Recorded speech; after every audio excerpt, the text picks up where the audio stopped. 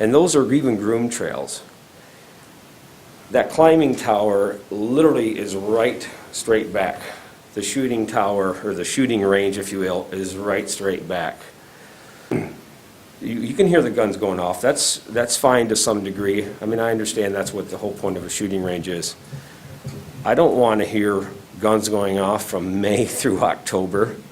As a local born and raised guy, I think we can all speak to the Cherry Festival type stuff, the film festival stuff, all the stuff. Everybody talks about how the summer season is always swallowed up.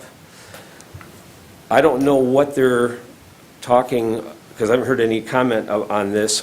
What are they doing with the Adirondacks? Is that off limits?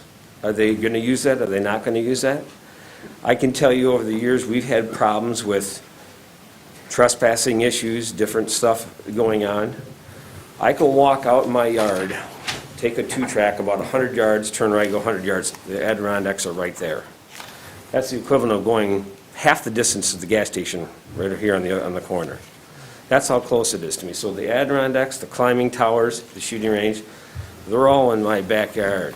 So I have 3 sides of my property that butts up to all the Boy Scout camp. I'm your best friend, by the way, because everything is natural as the way God made it. So I think as growth and sprawl goes on, that is more and more important as time goes on. So I don't see the need for the hiking, skiing, biking trails on all that part of the property, frankly. There's not a soul out there.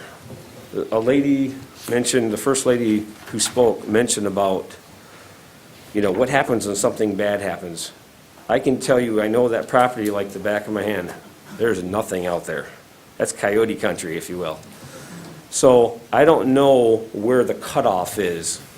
I don't have any problem with what they're doing relative to what I call the Rennie Lake side of the growth where it's already been built up. I'm curious what on the other side. Are you just letting people run free?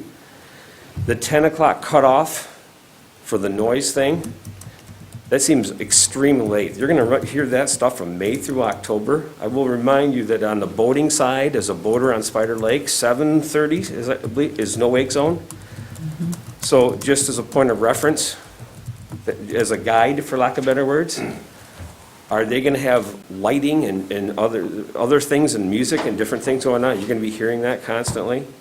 I can tell you that the wildlife looks at that area as a protected area. It's a quiet area naturally because it doesn't have human activity.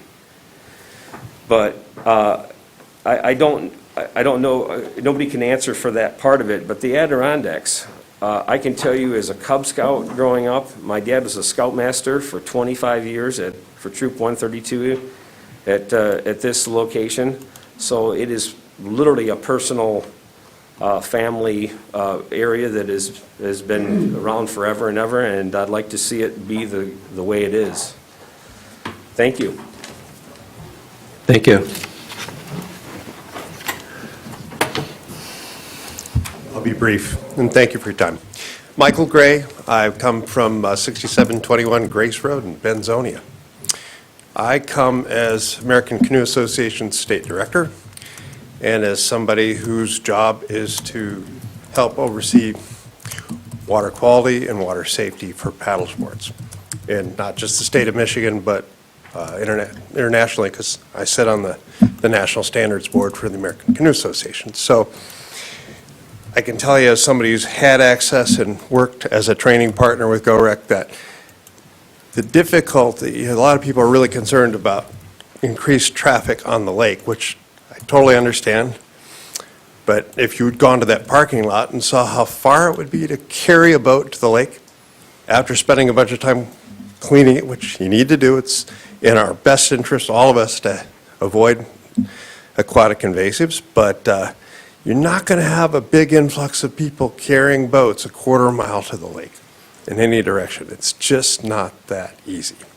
So I think the concern over large numbers of personal watercraft, personal hand-carried watercraft being brought into the water is maybe a little bit over-concerned because it's not that feasible to do. And again, GOREC's ethos is conservation, it's preservation, it's take care of the resource as it has been in that property for 100 years. I came into this life as an Eagle Scout myself, so I understand that sort of care and stewardship principle behind taking care of things, and I feel like the GOREC staff really is keeping that as part of what they want to do. I think keeping it quiet, keeping it friendly, keeping it really cohabitable in terms of not just the wildlife, but the local wildlife, including the neighbors, is in their best interest, and they understand that.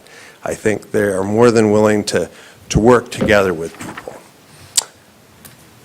As far as self-sustainability, part of what they want to do is work with outdoor skills training for people to help kind of avoid people making mistakes and having problems on trails by themselves they can't take care of. So I think they're really part of the solution in that way, and teaching people outdoor skills, how to manage their own safety, be responsible for themselves. And that's part of what we learned as scouts.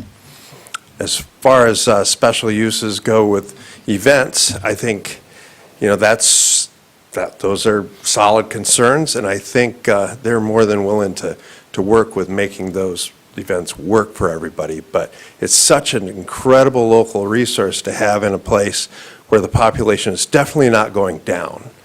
And in order to not have to pay for that as a public entity, they are going to have to sustain themselves somehow. So finding a compromise that works for everybody, I think, is a really good plan.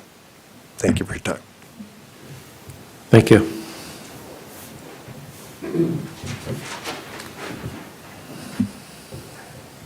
Good evening. My name is George Terezi. I'm a resident in the Holiday Hills neighborhood of East Bay Township, and I am an outdoor industry professional and a user at GOREC.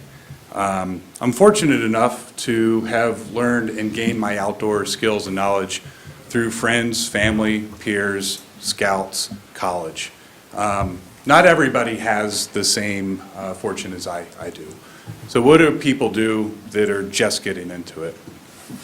GOREC and their staff has a leading facility where new and experienced users can gain knowledge in outdoor recreation best practices, be it ethical standards of leave no trace principles and practices to what to do if somebody is hurt in the woods.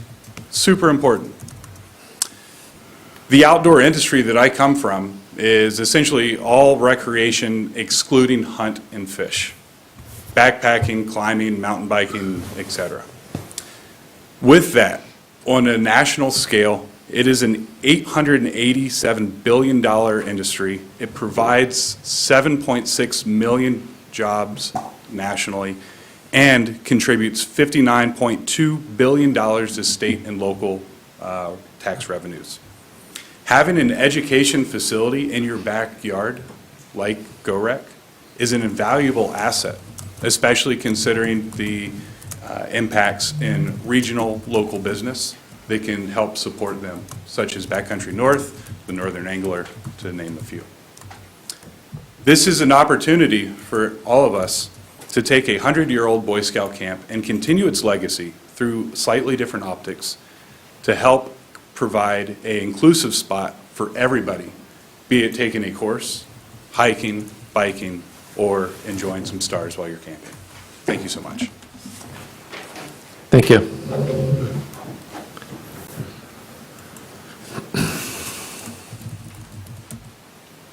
Good evening, Ty Schmidt, East Bay property owner, Traverse City resident on Washington Street, 841. And walking the site with you all tonight, I was walking back from the lodge, and I was thinking, is there a more important mission right now than GOREC's mission? It took me a while to think about it. I started a nonprofit, Norte, that I thought was pretty important, pretty relevant, but I think this organization at this time, this moment, all the things that we've learned, getting kids and families off the couch, off the screen, outside in nature, learning those skills, I mean, that's got to be right up there. Social, emotional well-being. We hear comments about risk, and I think this pandemic has taught us a lot about what is risky and not risky. And I would think that right now, we need way more access to outside and opportunities to connect with nature. And I heard comments about how many parks or trails or public spaces is enough. Man, I don't think we're anywhere near enough. So I am full support of this PUD. Again, Traverse City resident, but this is an amazing community asset, and GoRec is leading the way with education that I think East Bay should be incredibly proud about. So, thank you. Thank you.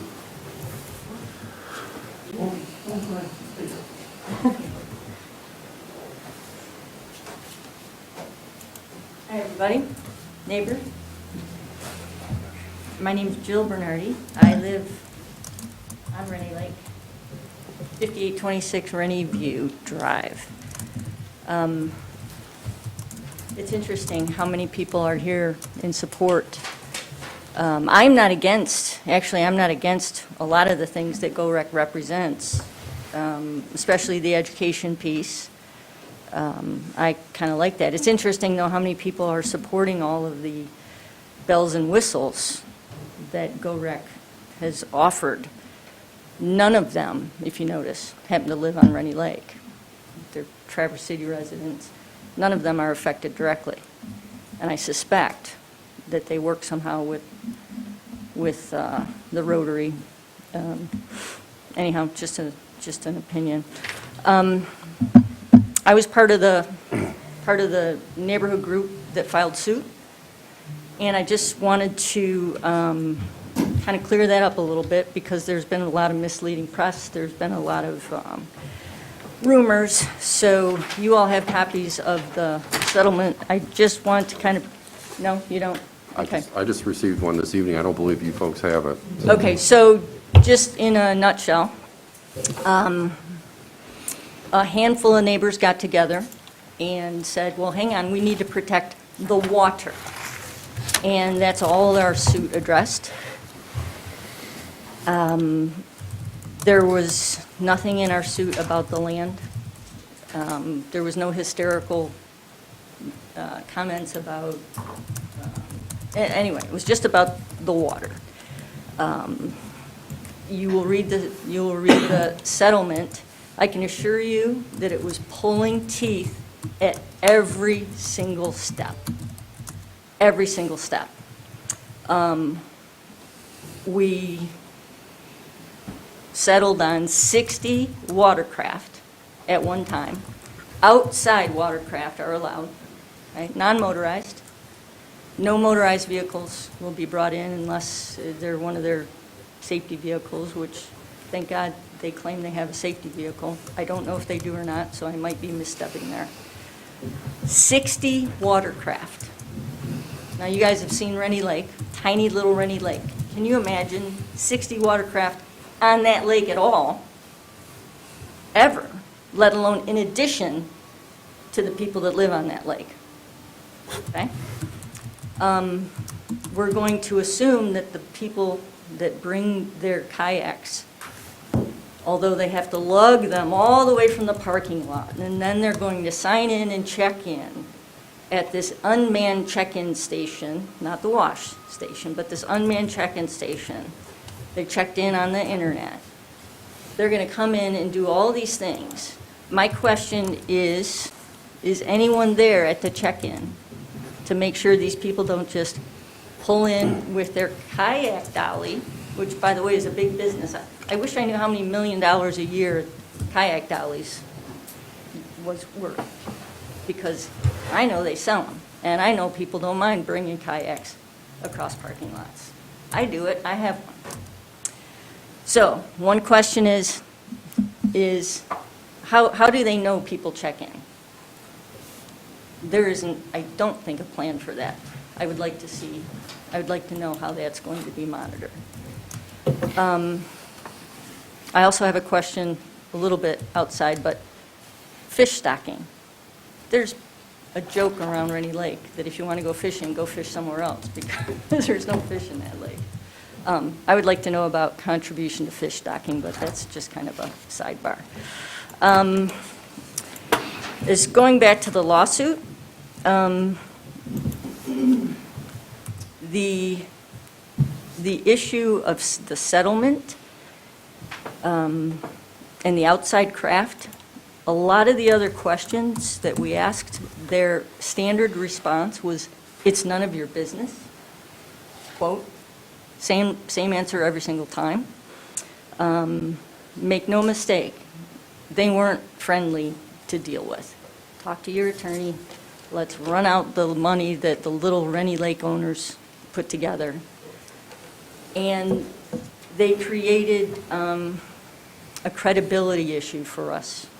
I don't know if you happen to see their statement with the media, but many of us did. We created kind of hardship between us neighbors and neighbors on Spider Lake, Arbutus. Matt came up here tonight and he said that he opened with the lawful, overnight, lawful, non-conforming, those people could come and stay, but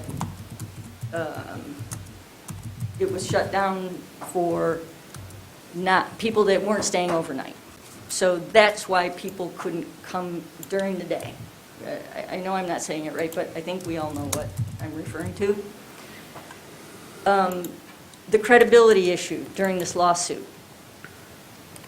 Here's on their webpage. I think I copied this. This is a screen print from perhaps yesterday. Why are we temporarily, technical issues here, user error. Why are we temporarily limited?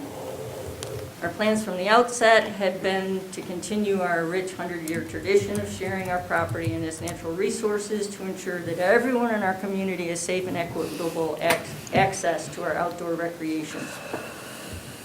Due to recent actions and litigation by a group of Rennie Lake neighbors who seek to restrict public access to GoRec property and amenities, we're currently only allowed to be open to those staying overnight in our cabins or on our campsites. Is that true? Is that true? I don't know. Doesn't seem, by us addressing the water, that that's true. That went on the media. I have a credibility issue with them. Didn't start that way. Didn't start that way. But from now forward, I want you all to have your eyes and ears open and protect us. Again, I'm not against their teaching. I'm not against a lot of their principles. I'm against their tactics because I'm aware of how they've gone about this stuff.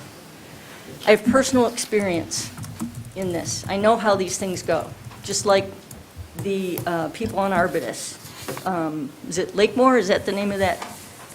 I think that's the name of that development over there. I used to live on the cleanest lake in Michigan. 1995. Detroit Free Press article. This is, I just lost my parents, and this was something in their in their collection, and I saved it. Blue Lake, Kalkaska County, was the cleanest lake in Michigan. Guess what happened? I'm sure you can guess. Little tiny lake. Guess what happened? Public access. My dad fought it. My dad fought it. He didn't win, and so he told me, you know what? It might not happen in my lifetime. But I guarantee you, in your lifetime, Jill, that's not going to be the cleanest lake in Michigan anymore. Guess what? It's not. But they held on to this thing because we all have the bragging rights in our family to say, we used to live on the cleanest lake in Michigan. So I kept this because it seems like it's appropriate and it's personal to me. I don't want that to happen to Rennie Lake just because we're snoozing like the people in Arbutus.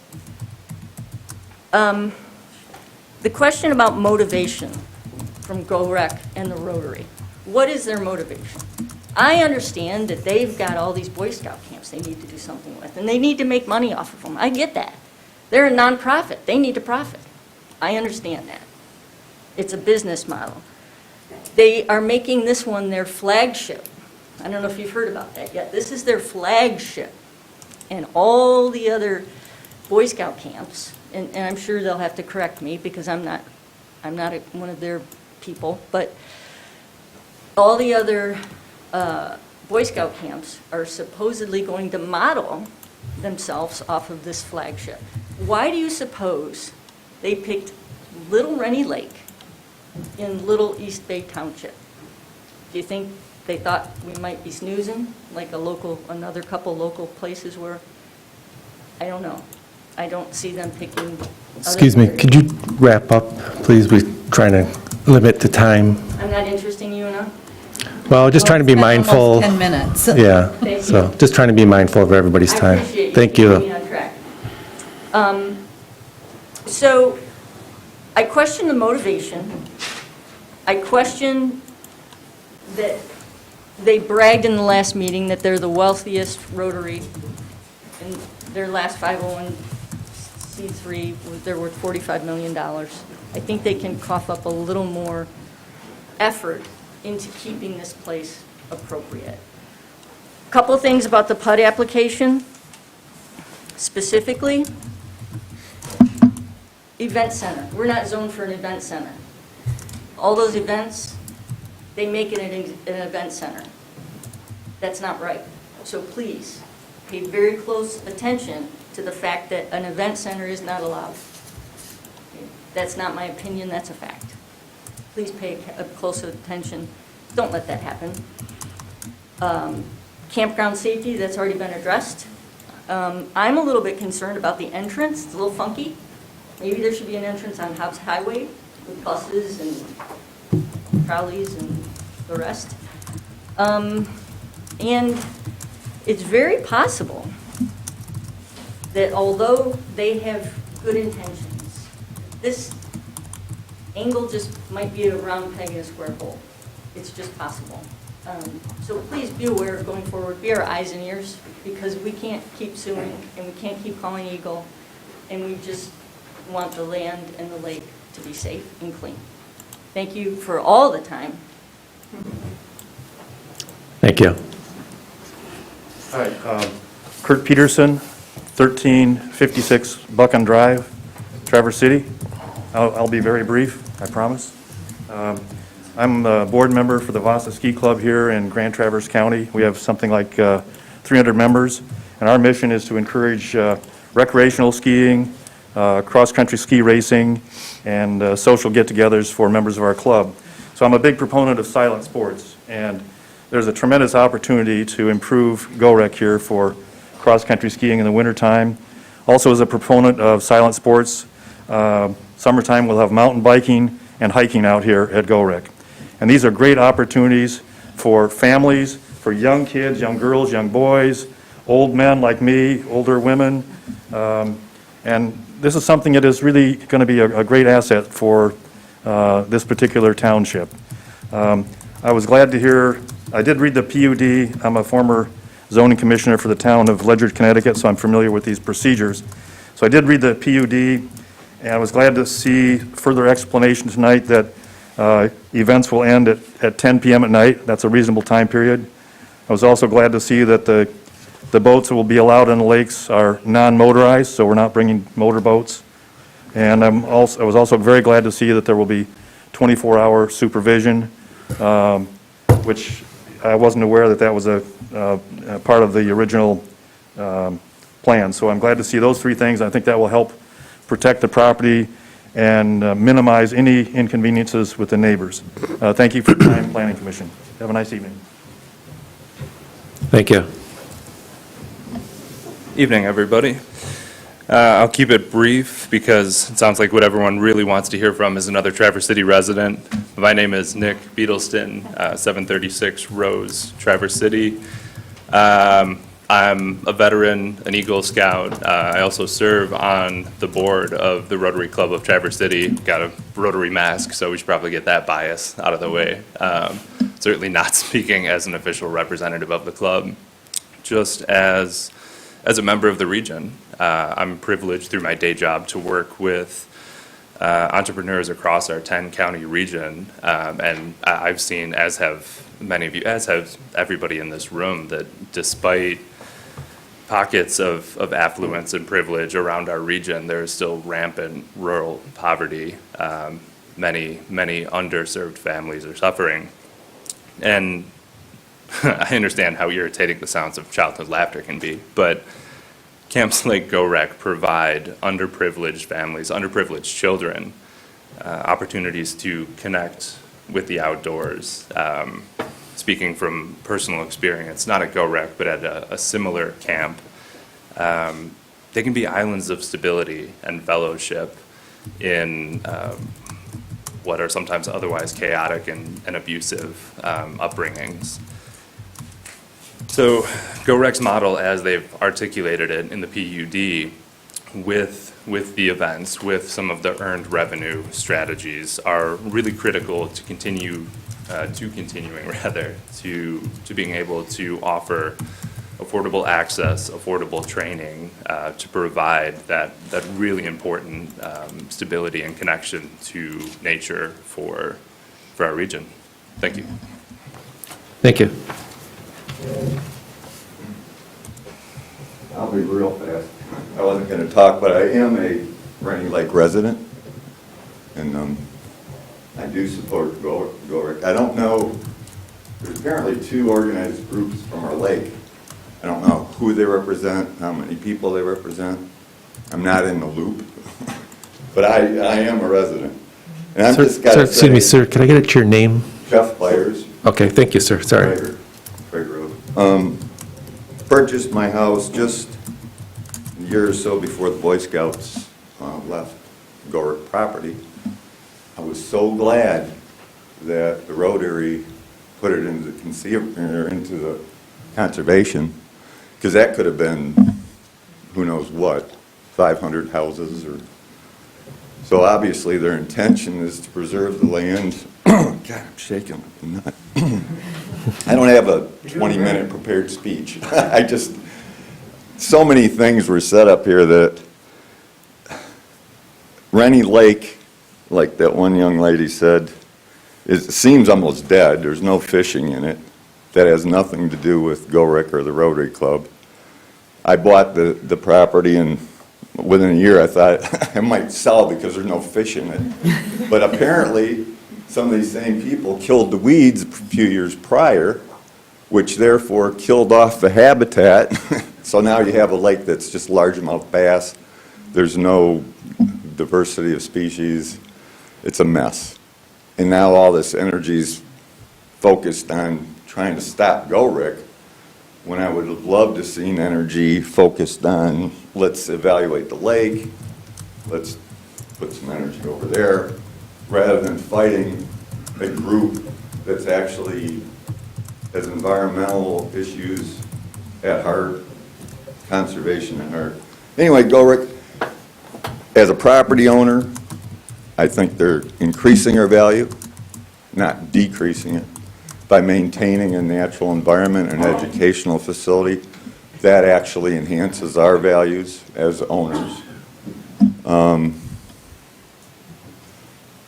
And I am a lake resident. I'm not an outsider. I heard all these long presentations from anti-GoRec people, which I guess being anti is always, that's the easiest way to organize, to be against something. But I do support them. And as far as invasive species stuff, I got neighbors bring jet skis and boats in and out. I mean, this same young lady talked about using her kayak and wheel cart. Where are you taking the kayak? Where are you going with it? Off the rain, back and forth. And it happens. The invasive species. And I'm the one with the jet ski. I don't have one either. I think environmental scientists tell you that the invasive species are here. They're already in the lake. You can't put it all on GoRec to save the lake, to stop things. I live on what's called Turtle Bay. It's state land across from me. There's an access point there. Public, I see kayaks and canoes all summer going in and out of there. They're totally uncontrolled. Anybody can go there. Hell, they could launch powerboat there. It's just enough of a slope you could back a boat down. I personally don't have a powerboat.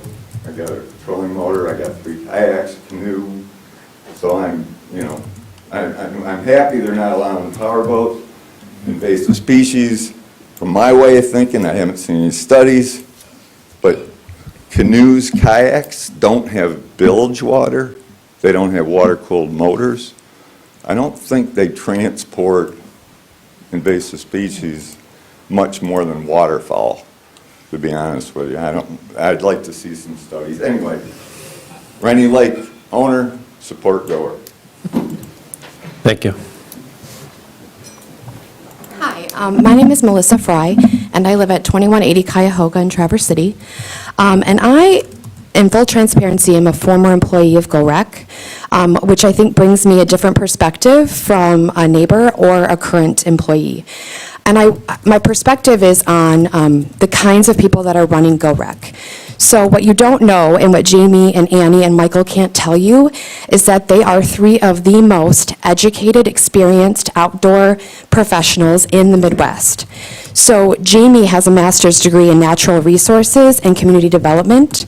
Annie has a master's degree in outdoor recreation, and Michael has a degree and has been in the outdoor industry with Backcountry North for almost his entire career. So what you see before you are 3 people whose life's work is to ensure that our natural resources are protected.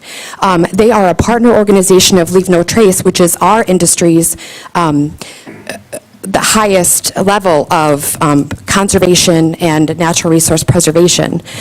They work with all of our industry's leading education associations. This is their life's work, and I can't imagine that there any plans that, actually I know, I'm not even going to say I can't imagine, I know for a fact that they would never allow their life's work to be damaged by implementing any programs or events that could damage the natural resources that they are protecting. Rotary has had this property for 100 years, and they have been doing nothing but being an amazing steward of this property. If you look on VRBO tonight, you'll see that there are 291 short-term rentals when you search Rennie Lake. So that means that there are potentially 291 renters every single week that don't have education, access to education for how to protect the lake from AIS, how to manage property for natural, for invasive species. And GoRec is saying, hey, listen, we recognize that people are coming onto this lake either via the public access from Brownwood Trail, because it is not a private lake, it's a public lake according to the state of Michigan. So there is access on Brownwood Trail. People are coming onto the lake there. They're coming onto the lake as renters who don't live in Traverse City, and they're not being educated on how to stop AIS from coming into the lake. In fact, 2 years ago, Jamie reached out to Michigan State University of his own accord and talked to an AIS expert to discuss how they can protect Rennie Lake, and she advised him on that. And so this has been an ongoing conversation prior to any neighbor, any lawsuits by the neighbors or anything like that. In fact, I was the person who organized the first neighbor breakfast because I wanted to make sure that GoRec and the neighbors had an important and respectful relationship with each other. And so these conversations have been going on for quite some time. And so I just want to make sure that you understand the people behind this. This is their life's work, and their life's work is to protect the environment and to protect the lakes so that the public can enjoy this for another 100 years. Thank you. Thank you.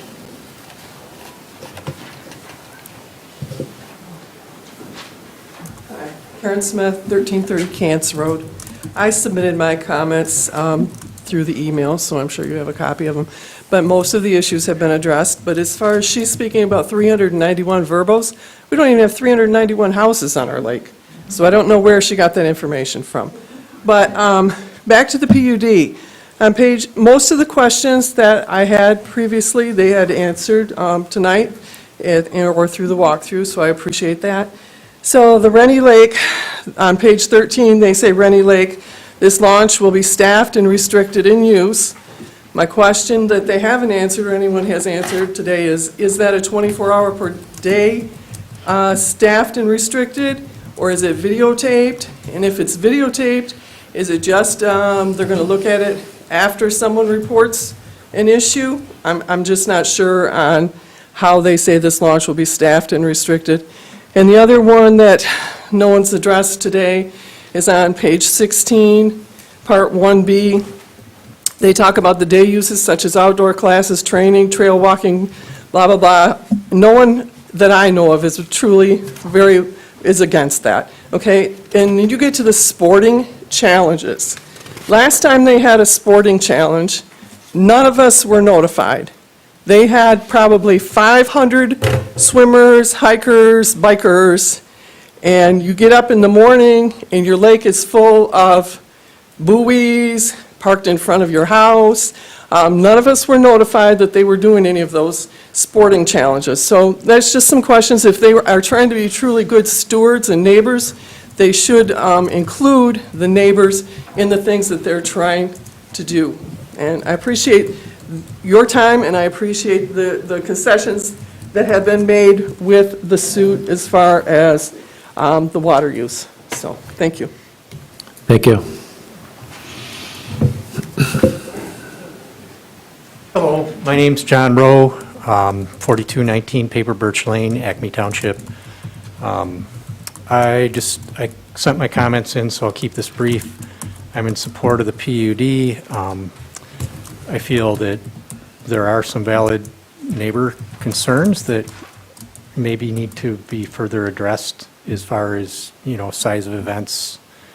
It sounds like there's a lot of concern about waterfront. I feel like, maybe move forward with the PUD, hold off on the waterfront, work that out a little bit more.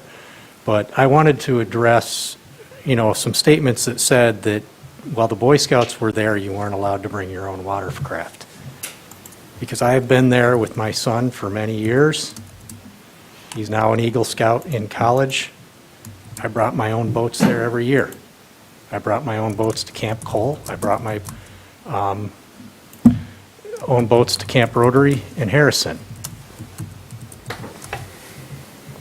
So what GoRec is doing is taking the Scout stewardship, which was always good, and taking it to the next level. Nobody asked me where my boat had been the day before, if I had washed it.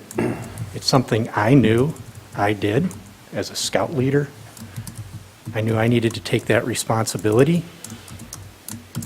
But I also know that, there are other ways to access the lake, and to pin this all on GoRec is simply unfair. The residents can bring boats in and out, go to other lakes. So I think everybody needs to be held to the same standard. Thank you. Thank you.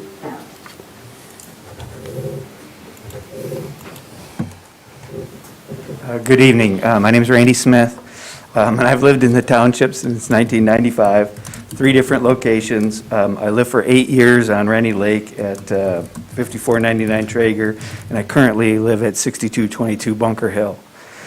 I have actually brought skiers onto the property through the Vasa Ski Club, and we used one of the outposts for a day journey, and we turned our whole high school team on to skiing out here, and they loved it. And our club stationed skis here, since we were at the tour earlier, stationed some cross-country skis so that the GoRec staff who got trained to teach cross-country skiing at the beginner level could teach. And our club was planning to teach more advanced and continuing skiing programs until this season got postponed. So we're I think our club, I know our club president sent a letter, and hopefully you all got that, that the Vasa Ski Club's in support of this. And I am too. But I need to put another hat on as a resident and as a past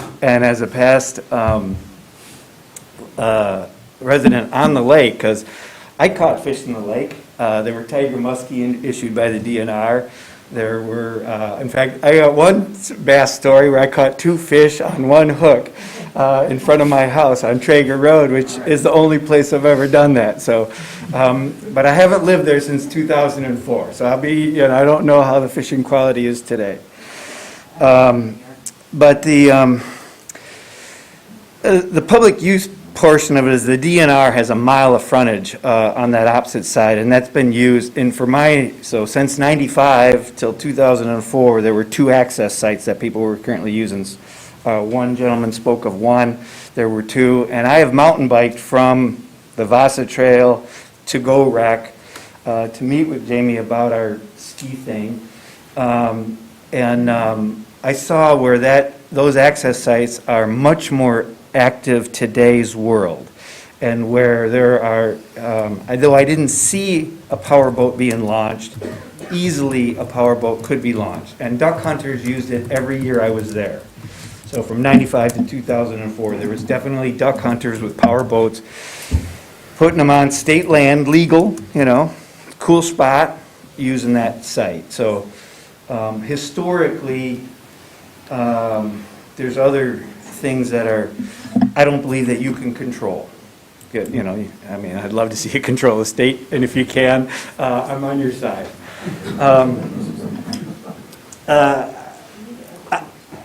I really believe that the staff, I didn't know quite all their credentials, although I have taken some training at GoRec.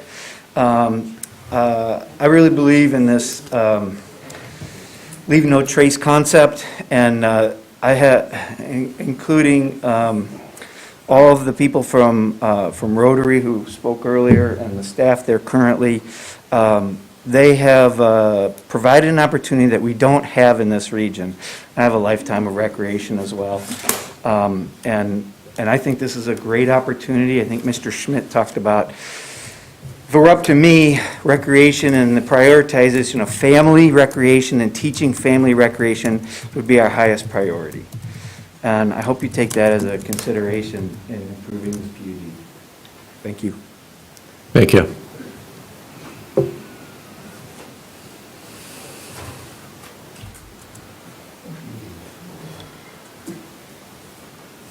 My name is Mike Shafer. I live at 1431 Hobbs Highway.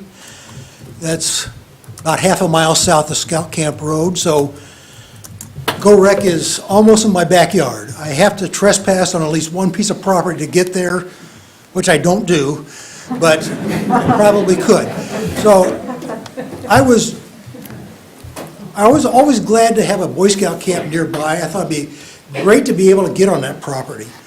And I've lived on Hobbs for 20 years. I lived for 12 years before that, right at the Y where Scout Camp and Traeger split apart.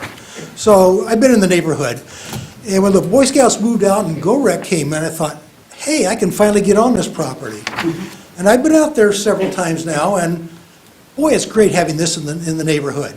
It's a place where we can go out and do our favorite outdoor activities without having to travel far from home. And also, I'm excited about the educational activities where they're teaching people to use the outdoors responsibly. And I think if you're worried about people camping there and having big loud parties and everything, this isn't the kind of place those kind of people go to camp. People who enjoy camping there without the showers and things like that, those other loud people need.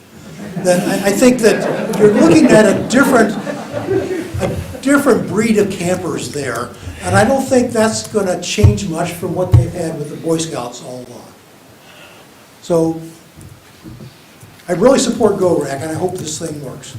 Thank you. Thank you.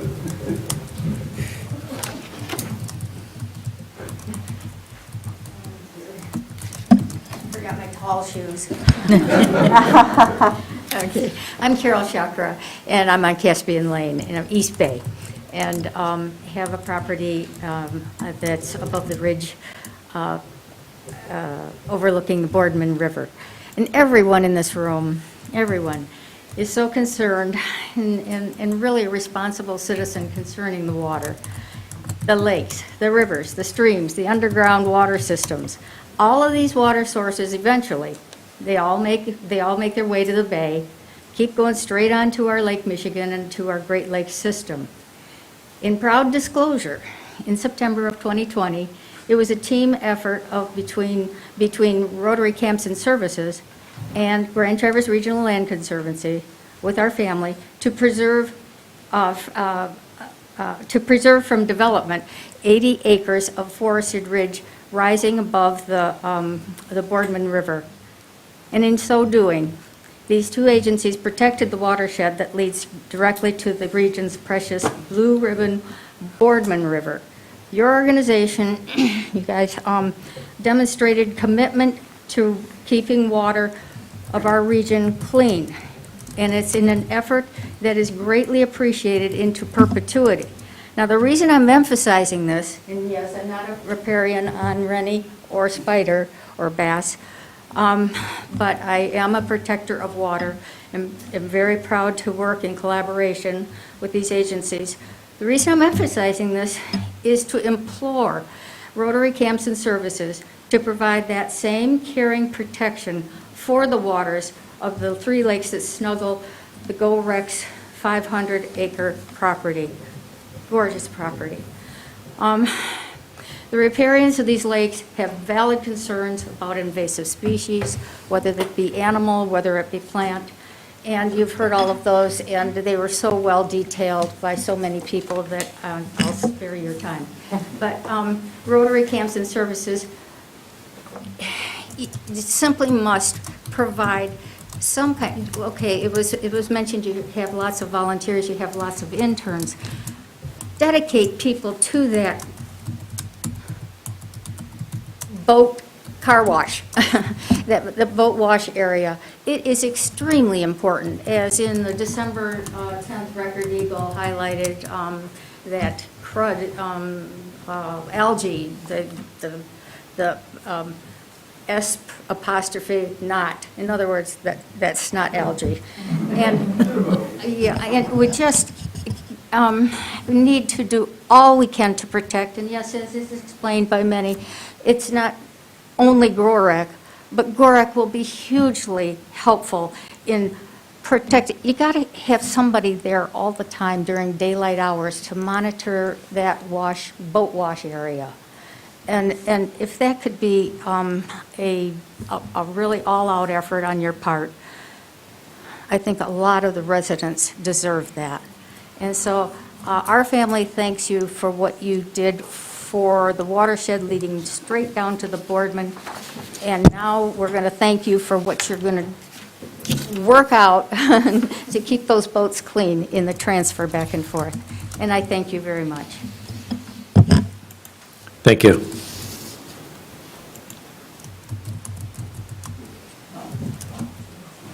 No, you've been waiting.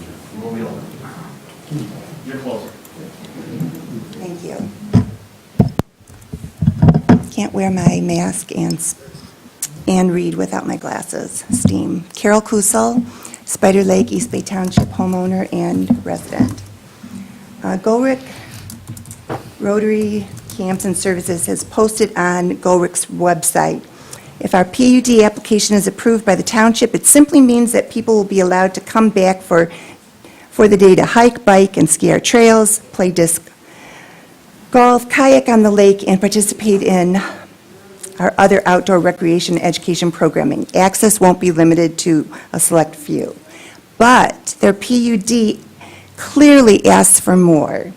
Should their request be passed and they attain their documented visions stated within the PUD, access won't be limited to a few.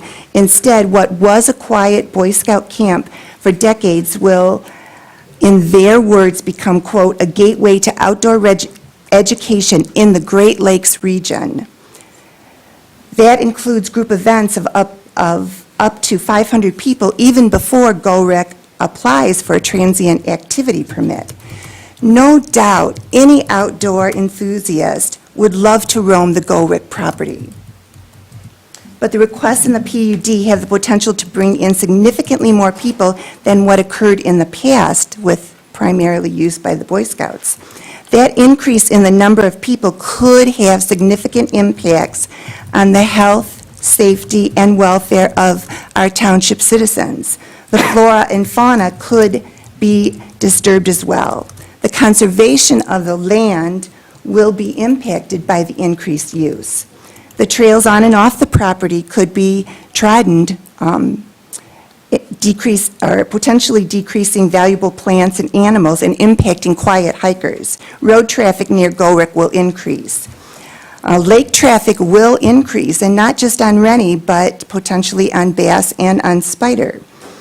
In the summer of 2019, Gorick hosted a triathlon event organized by a Grand Rapids businessman. The event originally was planned to have kayaks move from Spider, Bass, and Rennie, and then also have the contestants run the roads and bike on the local trails. Thankfully, that event was limited in the number of participants, and kayaking was limited only to Spider Lake, and at that time, they used the DNR boat launch. Should that kind of event increase, so I'm talking about the special events, not just the focus had been on weddings earlier, but should that kind of event increase in size and in frequency, the impact on the lakes, the trails, and the roads will increase. Even Traverse City limits the number of special events at their open space, and even some of our national parks limit the number of people capacity per day. As a little aside here, some people talked about the Protect Rennie Lake agreement with Rotary, and that agreement does not include Spider Lake or Bass Lake, and so that I believe that you folks should understand that. So other lakes in our Forest Lakes area need support.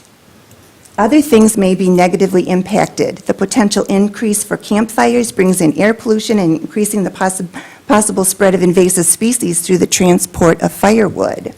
The increased use of the shooting range could increase noise pollution, scare off birds and mammals, and pollute the ground with casings.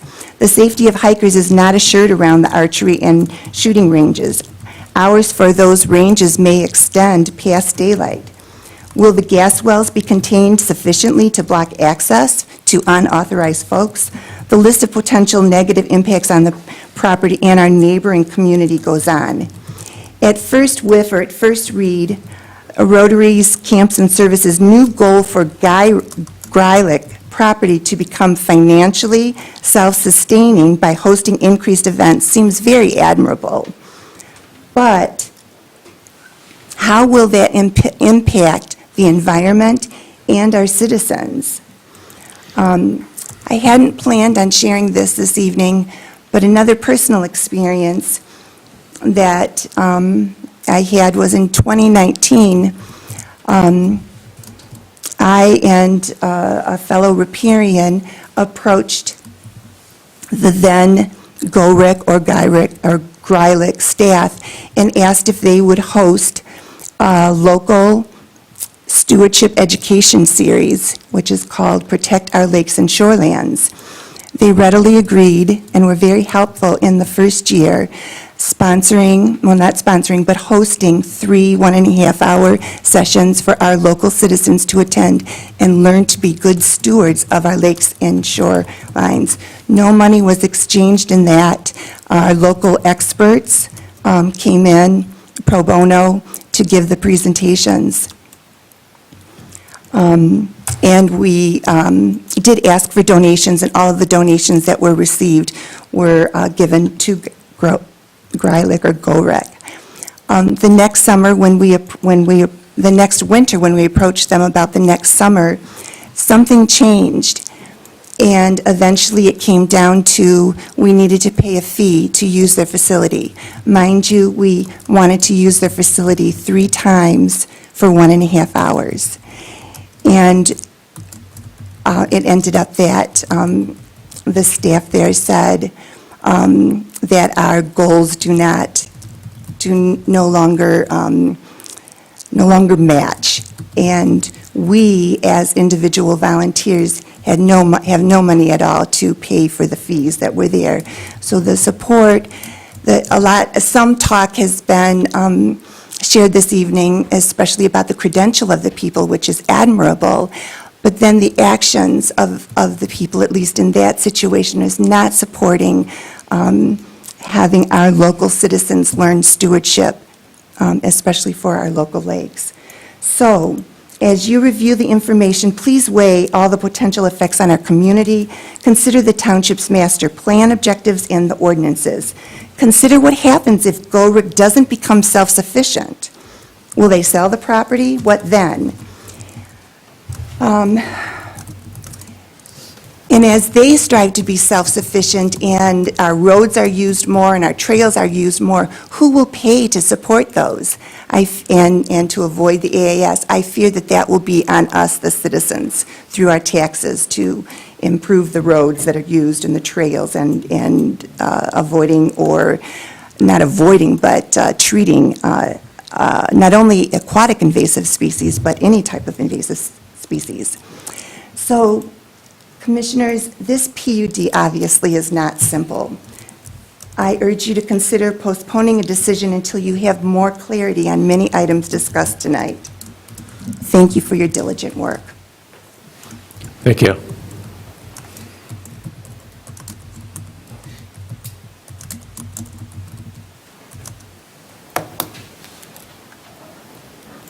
Janice Russell, 1288 Autumn Trail. My property abuts GOREC. And I want to make it very clear that the riparian people that are here tonight, I don't think to a person objects to their educational programs and facilities. It is just a little contradictory to think that the Bears want to do YMCA at 9:30 at night on the lake from a wedding, you know?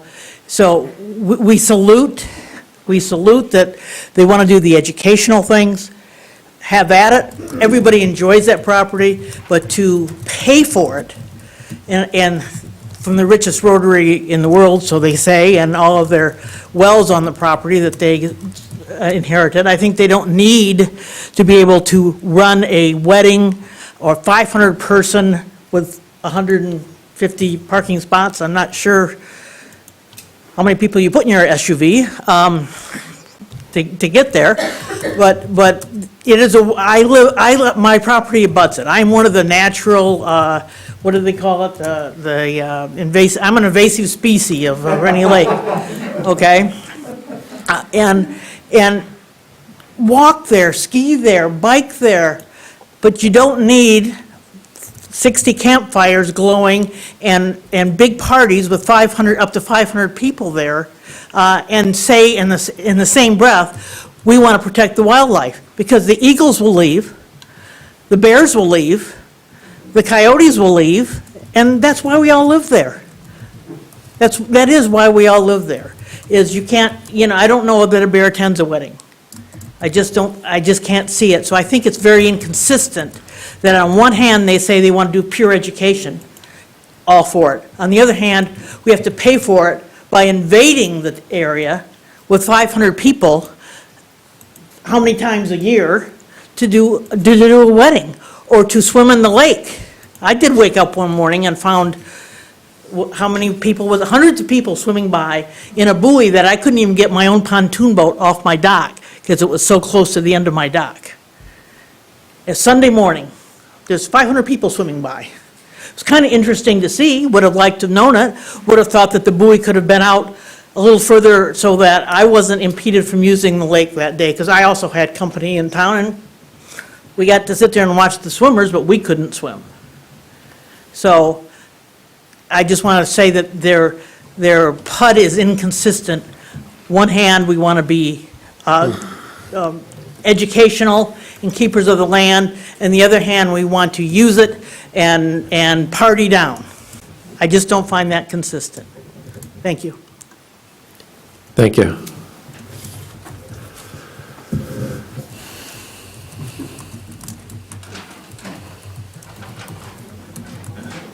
Hi there, Brian Lettingut, homeowner on Scout Camp Road. I love the fact that there's all this talk about education.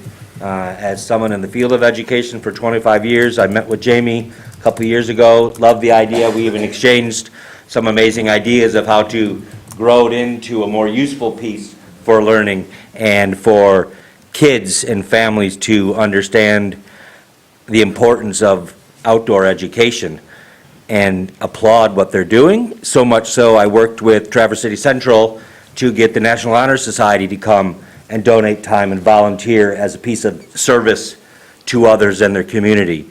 However, there are people here, including myself, that just don't see the connection of inviting the opportunity for more traffic, outside boats onto the property, this portaging perhaps that might happen or may not happen without people on site, you know, kind of watching over things. And as someone that faces that big lodge that we were in today, you know, I shared a little bit of a concern inside of that space today that with a 200 or 300 person event that may or may not be serving alcohol, that turns into a pretty loud space real quick by 10 o'clock, and then they may eventually get down to the lake, they may eventually get into the canoes, and they may eventually be going around the lake at these events. Just, you know, the space is so quiet and so pristine that I think, you know, this group has a chance to really stand behind the citizens that are here tonight speaking, you know, and kind of let everyone know that you're their steward too, and that's why you're here. Thank you. Thank you.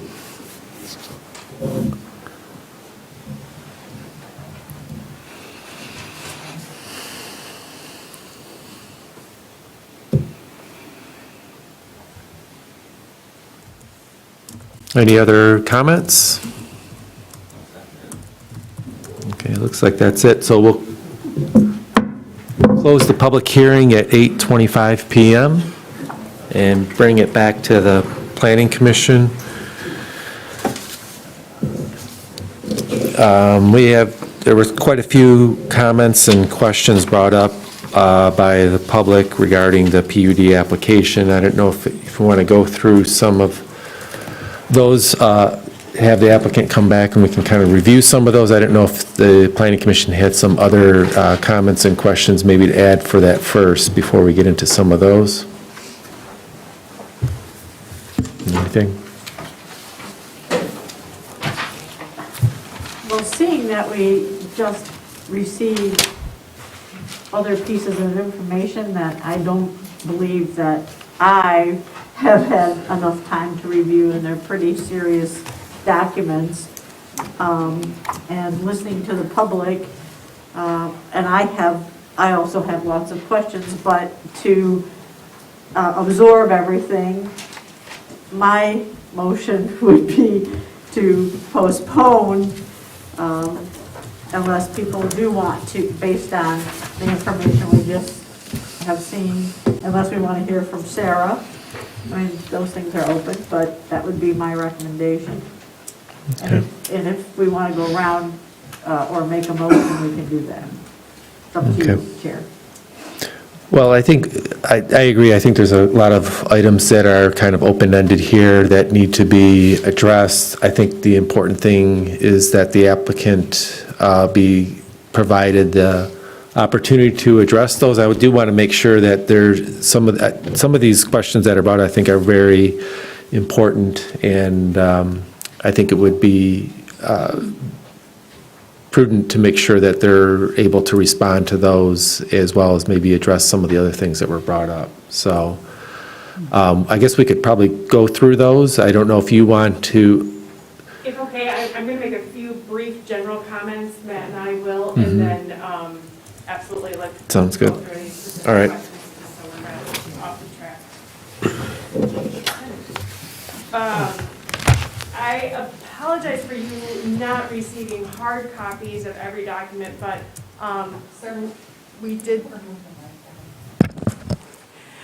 we did receive two pieces of information that were included, and they were emailed to Sarah and Preston on Tuesday afternoon, and Preston confirmed that they were emailed to you this afternoon. Those two documents included a review from Metro Fire to satisfy the PUD application requirement, and also the settlement agreement that has been discussed several times here. That was something that was waiting to be recorded and official. We were not able to publicly include that in our application until it was recorded. So we do acknowledge that it came in late, but that was why. And again, it was emailed to staff Tuesday afternoon. I'm going to let Matt cover some of those details, actually go through the details of the settlement, so it's clear, full understanding what they did agree on between the parties involved. I'm going to say a couple of things twice. I'm going to start with it and end with it. Any boat accessing Rennie Lake from GoRec will be washed at a boat washing station that we're paying for. It'll be washed to industry standards that have already been agreed upon, informed by experts from Michigan State University. That's one of the outcomes of the settlement agreement. That's the only place where there's actually regulated access. If you look at the residents, the VRBOs, the Airbnbs, and the state land, none of those landowners, none of the users of the state land, any of the waterfowl that touch down, none of that is regulated. None of that has any control on it.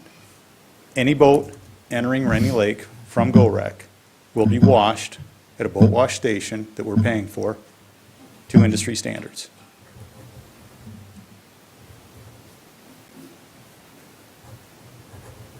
I, as a general member of the public, if I wanted to grab one of my kayaks and go down to GoRec and go kayaking with my son, can't do it in the,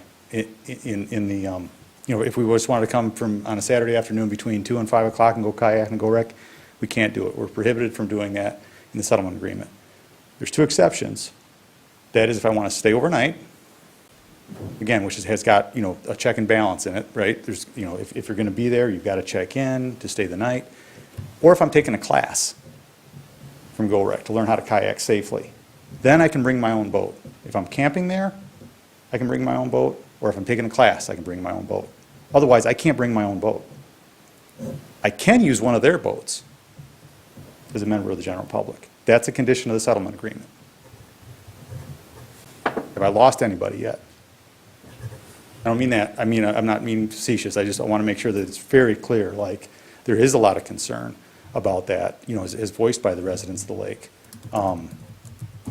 But my concern is that we're being held to a much different standard than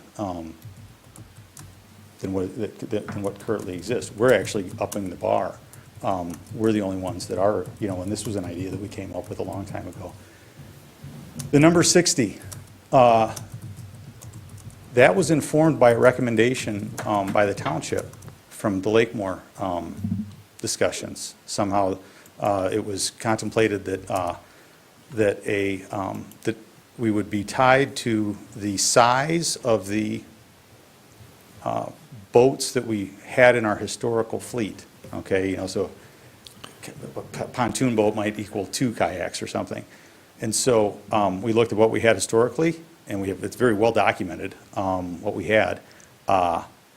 And we thought, all right, well, 60 sounds reasonable then, because that's what we had, in terms of the size equivalent. So that's how we came up with that number. That's, at any given time, we can only have, I think it's going to be rare, a very rare occurrence if there's ever 60 boats on the water from our site at any given time. It might be a race or something like that. By the way, I want to speak to that. It sounds like we didn't do a very good job of communicating with the neighbors when we did host a race. And on behalf of Rotary Camps and Services, I'm sorry. Lesson learned. We'll do better next time if we are going to host something like that. Again, my apologies.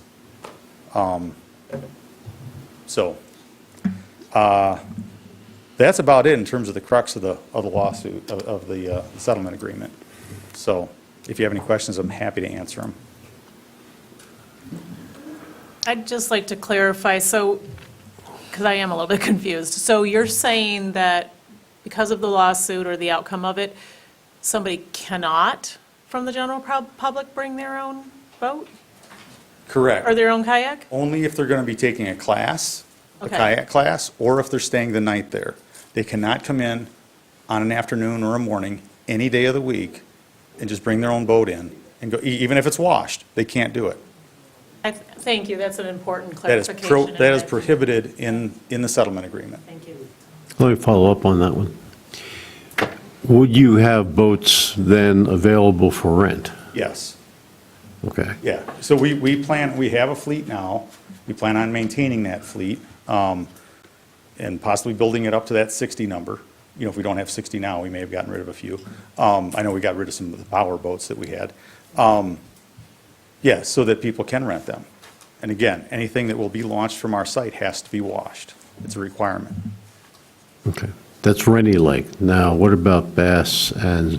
It's not a requirement in the settlement agreement, but we will do it because it's the right thing to do. Okay, thank you. And for clarification, industry standards are? Yeah, I can read those to you. That'd be great. Sure, and it's in the settlement agreement that you have. Yep. Yep, I'm happy to do that. It's a little long, so bear with me here. Well, This is attachment B to the settlement agreement, watercraft washing protocols. Prior to allowing any outside watercraft or watercraft owned by GoRec that has been used on a body of water other than Rennie Lake, GoRec shall implement the following washing protocols prior to allowing such watercraft to be launched into Rennie Lake. High-pressure hot water cleaning system. That's the heading. Now I'm going to read some bullet points. Bullet point number 1, remove any visible plant or plant fragments as well as mud, fish, animals, or other debris on exterior and interior of the watercraft, trailers, fishing equipment, and other water equipment. Bullet point number 2, use a hot water, high-pressure system comprised of boiler tank, water hose, and spray gun to thoroughly wash the entire exterior of the watercraft trailer or other water equipment with water between 140 and 160 degrees for a minimum of 30 seconds on the entire surface and with a minimum water pressure of 90 pounds per square inch. Bullet point number 3, empty water from equipment, in parentheses, boats, trailers, equipment, clothing, pets, etc., end of parentheses, including live wells, wet wells, bilge compartments, and water holding tanks by pulling drain plugs before launching. Bullet point number 4, rinsing the interior compartments of the watercraft with water heated to lower temperatures for longer durations. Bullet point number 5, inspect watercraft and equipment before launching. Bullet point number 6, train staff or volunteers supervising. Bullet point number 7, if washed accordingly, no drying time is needed. I lost track of my bullet points. 1, 2, 3, 4, 5, 6, 7, 8. Bullet point number 8, dispose of any mud and plant material removed from the watercraft in the garbage. Do not compost or return to the lake/river. Next bullet point, obtain and maintain any permits that may be required by Eagle and any other relevant regulatory agency regarding wastewater runoff and any other permits that may be necessary. Next bullet point, complete all washing protocols at an upland site sufficiently far from the surface of the water of the lake to ensure there is no water runoff into Rennie Lake. Alternatives, the high-pressure hot water cleaning system will be kept in good working order. In the unlikely event that the system malfunctions or breakdowns, the following alternatives can be used for a period of up to 3 days as long as the watercraft is fully dried by towel or dried for 5 days in the sun prior to being launched into Rennie Lake, or the watercraft is owned by GoRec and is launched exclusively into Rennie Lake. First bullet point, unheated high-pressure water decontamination, rinsing the exterior and interior of the watercraft and equipment with unheated water for 30 seconds. Bullet point number 2, bleach chemical treatment, soak or spray the equipment for at least 1 minute with a 3 to 10% household bleach solution, 3 to 13 ounces of household bleach mixed with 1 gallon of water. Vinegar treatment, vinegar chemical treatment, soak or spray watercraft and equipment for at least 20 minutes with undiluted white vinegar. Last bullet point, water washing in conjunction with physical removal and brushing to remove mud and other matter from exterior and interior of the watercraft and equipment. Water runoff contained, treated or filtered, and waste materials incinerated or disposed of. This method also requires 7 days drying time. If repairs cannot be made to the system within 3 days, the only watercraft allowed to be launched into Rennie Lake will be those owned by GoRec and launched exclusively into Rennie Lake until such time as the system is repaired or operable. So on your site plan and today, when we were out there, is that, I didn't see where that exactly It's is. going to go up on the parking lot. Yeah, but the parking lot's big. Okay. also- We don't have a specific Oh, area all yet on the parking lot. You're right, Well, the I would parking lot is suggest big. that maybe when you come back, that, because, we could really use the answer to that question. I could use the answer. to Sure, that yeah, question. absolutely. So that would be great. Thank you. Yeah, the parking lot is by the two-track about, I think it's over 1,300 feet to the water. So, I mean, I understand. but yeah, we'll get that location nailed down. Thank you. Thank you. And which system will you be using to wash the? The high-pressure water system, the first set of the bullet first- points, okay, yeah. right.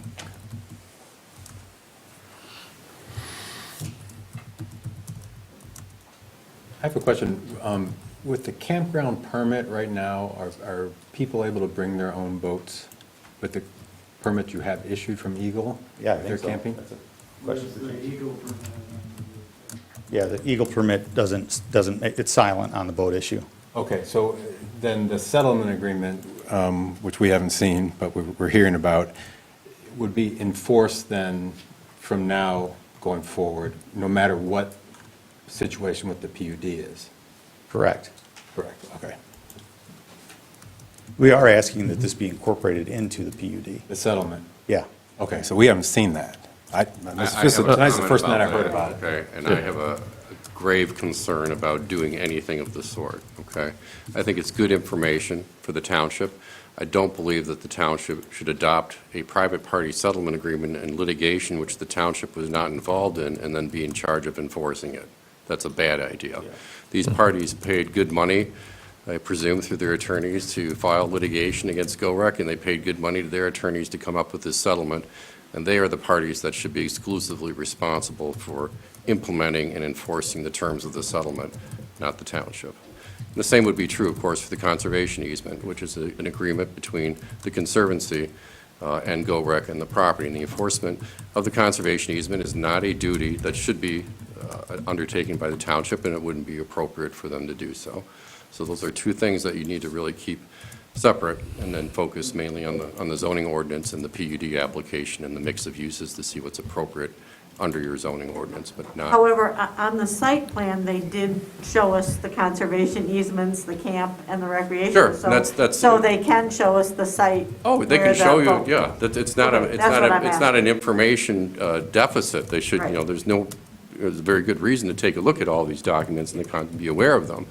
I just don't want the township to step into the boundary of where you become an enforcing entity where you are not privy to either the contract of the conservation easement or to the litigation, okay? So you have to be very careful about the boundaries, that the township has with respect to the development, and look at that all independently as part of the PUD application. And since I'm talking, then I don't have to talk later. A good starting point, too, in your review is to take a look at the letter from the zoning administrator which outlined the lawful non-conforming uses on that property back on May 26th of this year, which is part of your packet. And keep in mind, there was no appeal of that administrative decision, so that is what is currently fixed on the property. That's your starting point, okay, as to where, what uses are allowed. So that's a good place for you to look first. And it doesn't include, of course, day campers and things of that nature, and then you move, from that document forward. And if you need some of the exhibits that are related to what occurred with that letter, including was provided by GoRec, because remember, a lawful non-conforming use, the burden of proof is on the property owner. And then once it's determined that it exists, to get rid of it, it either has to be a voluntary relinquishment, and you have to have proof of that, but otherwise the burden of proof of saying that it's gone is on the township and the municipality. So you have that as a fixed beginning point to move forward from. That might help you as you start deliberating on this.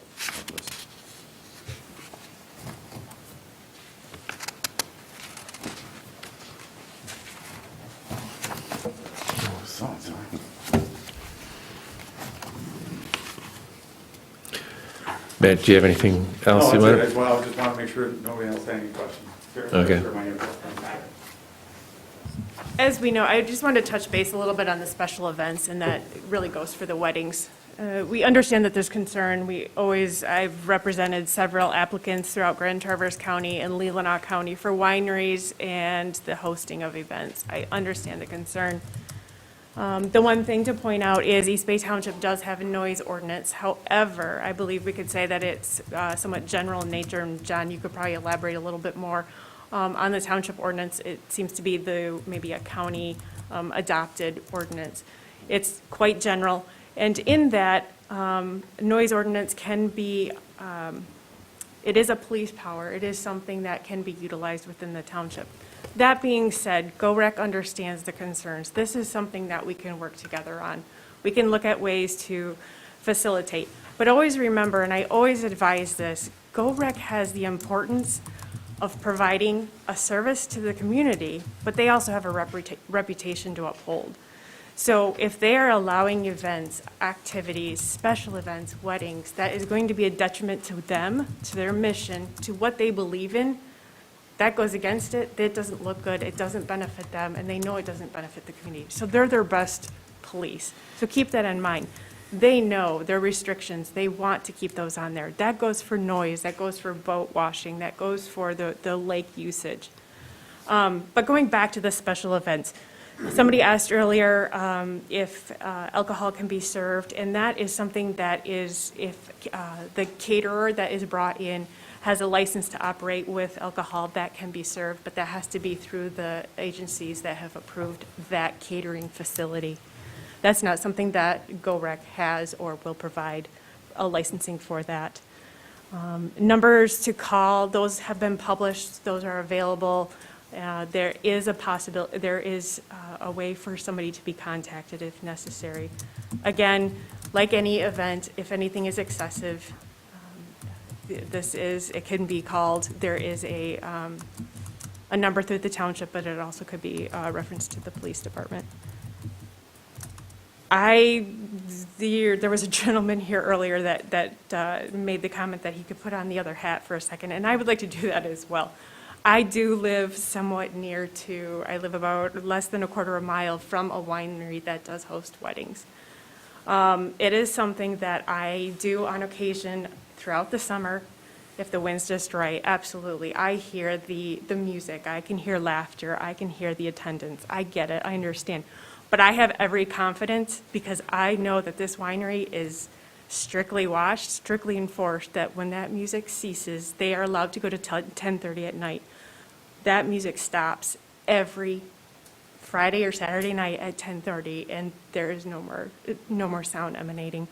So I understand, I'm in it, I really understand the Northern Michigan ability and the desire to host these, but I've seen it done right. I've seen that it does work, and again, we're willing to work through. If we have a concern, how can we meet a consensus to make sure that they are able to have some of these events, but yet satisfy what the commissioners are looking for? Thank you. I'm done.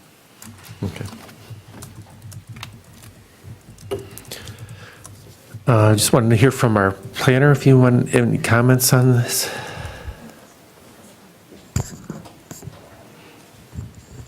Well, just included in your packet is quite a lengthy staff report for all of the different sections of the ordinance that would apply to this planned unit development. There were a couple of items that either were not provided in there or are not provided, but a waiver is suggested. A lot of that waiver has to do with landscaping requirements, buffering requirements, and then an impact assessment, since they're not making any changes to the site. There's no building being done or excavating being done. It's existing buildings, existing parking lots that's being utilized there. So it's more of just the use of the property than construction. So that'll be something that the Planning Commission will need to discuss, those items at some point in time before making your decision, if you're comfortable giving those waivers to the applicant. Okay. And I guess I would just encourage, if any planning commissioners need any additional information from the applicant, that tonight would be an appropriate time, if you're thinking of anything, to request that so that they can get it into us and we could provide it in your packet for the next meeting.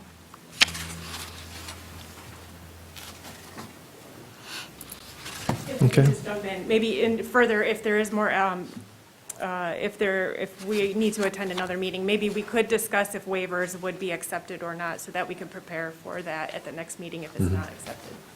Thank you. So why don't we go through these items that Sarah outlined in terms of her report regarding the application. Then after that, we can follow up with any discussion or comments from the planning commissioners. So if there are additional items beyond that discussion, so that the applicant can respond in time for the next consideration. So you have the letter from staff regarding this. There is, let me see. Where was?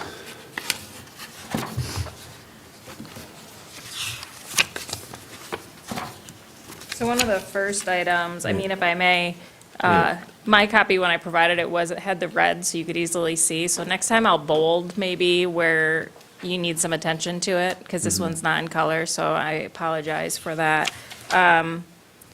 One of the items, it's on page 7 of the report, but it's page 9 of 104 of the packet, is it's about a third of the way up, talks about there's no date on the plans. That's something pretty minor that the applicant can add on to their information. The next item that I mention is on the following page. It's item number 7. And this was partially provided. It talks about a rendering of the exterior elevations of the building and structure. And I'd suggest waiving this requirement since these are all existing buildings. There's nothing new. They're not proposing any changes to the exteriors of the buildings. The next item, 17, on that same page, related to the location of all the existing trees having 5 inches or greater diameter. A lot of us were out at the site today. We saw how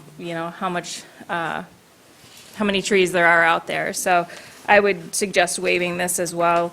They're not changing any of the landscaping, any of the buffering. There is quite a bit out there, and we're dealing, with 500 acres at this site. The next item I mention is on page 10 of 33 of the report. It's near the bottom for the site plan review. It's number 1, and that talks about the date as well. Next one is number 16 on the following page. This has to do with the landscaping plan. So they are supposed to provide a landscaping plan per section 229, again, suggesting a waiver for that based on the site. Moving on to, need to move my page numbers. This is under the Forest Lakes Overlay District, so it's on page 13 of 33 of my report. It's item B, and it talks about that tree inventory again, just because of the site. And then kind of moving on through, there's a lot of these items in this Forest Lakes Overlay District. The next item is the environmental assessment on the following page 14. Item C, suggesting waiving because there, like I said, are no changes to the site. As far as buildings and some of those items. So there's a list after that, which I do talk about not provided, but that's because some of the items they did provide, so I wanted to give that documentation to you that, while maybe not requiring this full-blown environmental assessment, there are portions of the assessment they did provide to the township. So this is kind of a bigger item. I don't know if the Planning Commission has any thoughts or concerns with waiving portions of these environmental assessment. Any thoughts on that?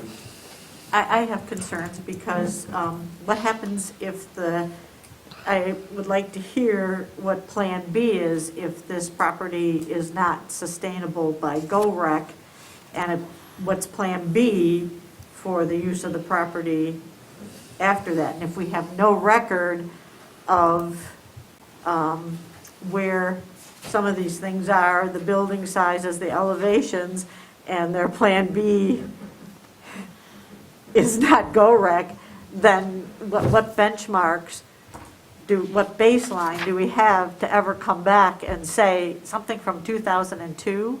That's 20 years ago.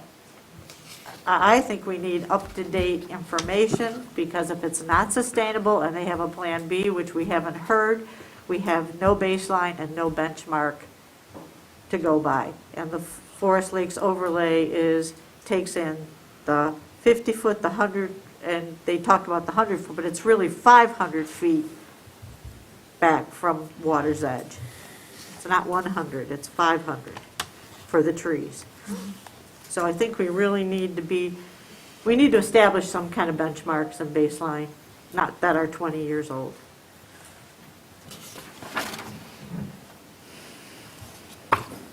How's anyone else's feelings about that? So can they take that and take that 20-year-old environmental report and just update it? I mean, I don't know.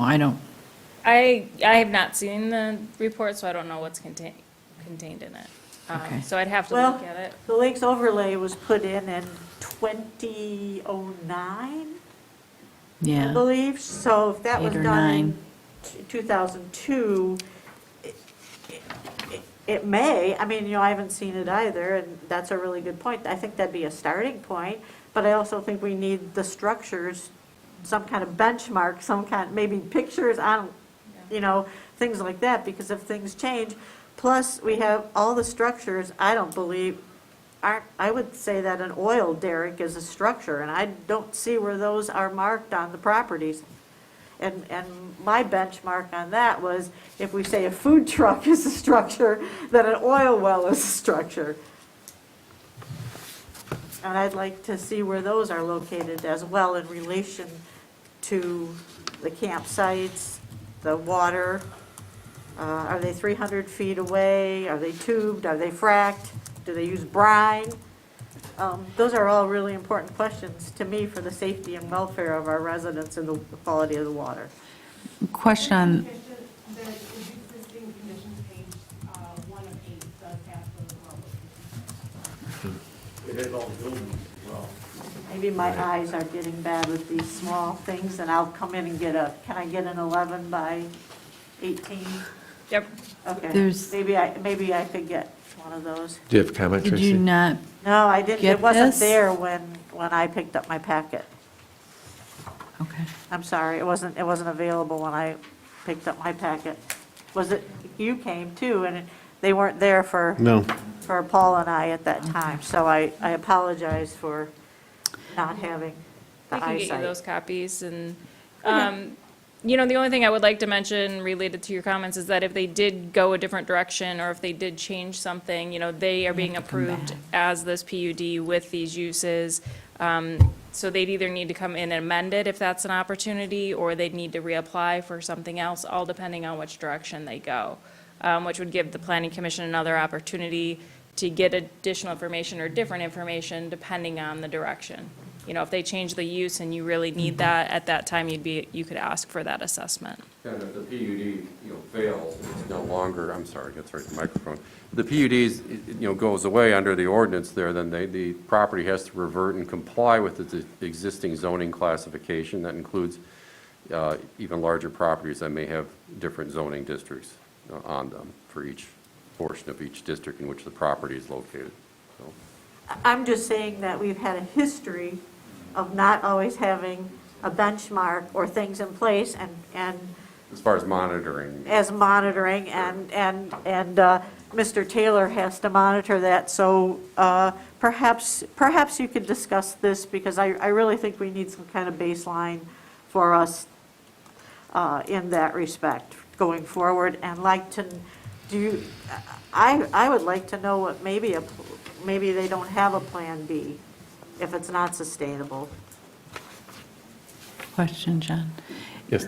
Do they have that environmental plan from 2002 that you could have access to look at? Yes, so in your packet, if you did read, so we included the actual conservation easement language, but I also called out in there that the baseline environmental study was available at request.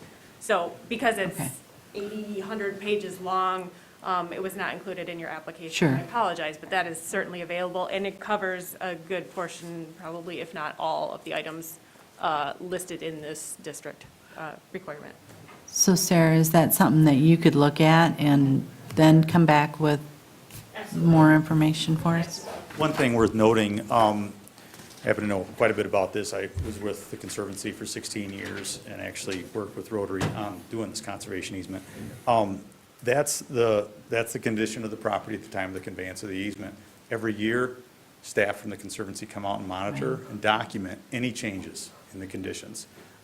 So with all of those monitoring reports and the baseline documentation report, I think that should illustrate, answer any questions you may have in addition to the survey that's.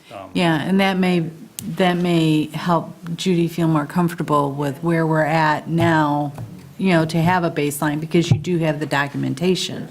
So, maybe we just need a copy of it, not probably in paper, maybe electronically. There's a lot of color photographs. Well, I mean, she may want to look at it, but for us to keep on file, we may want it electronically, so if something happens in 10 years, we'll know where we were at now. The same thing with the buildings. I would think the elevations and structures and what they were used for would be helpful, in case that changed. I think they're listed in here, Yeah, though. but it's not the elevations, it's for what Do you you said have it was pictures of where. each of the buildings or something?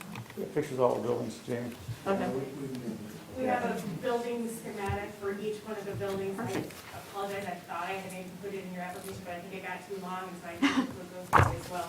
There's an individual building code schematic for each one of those, and then we could provide a photo for each one as well.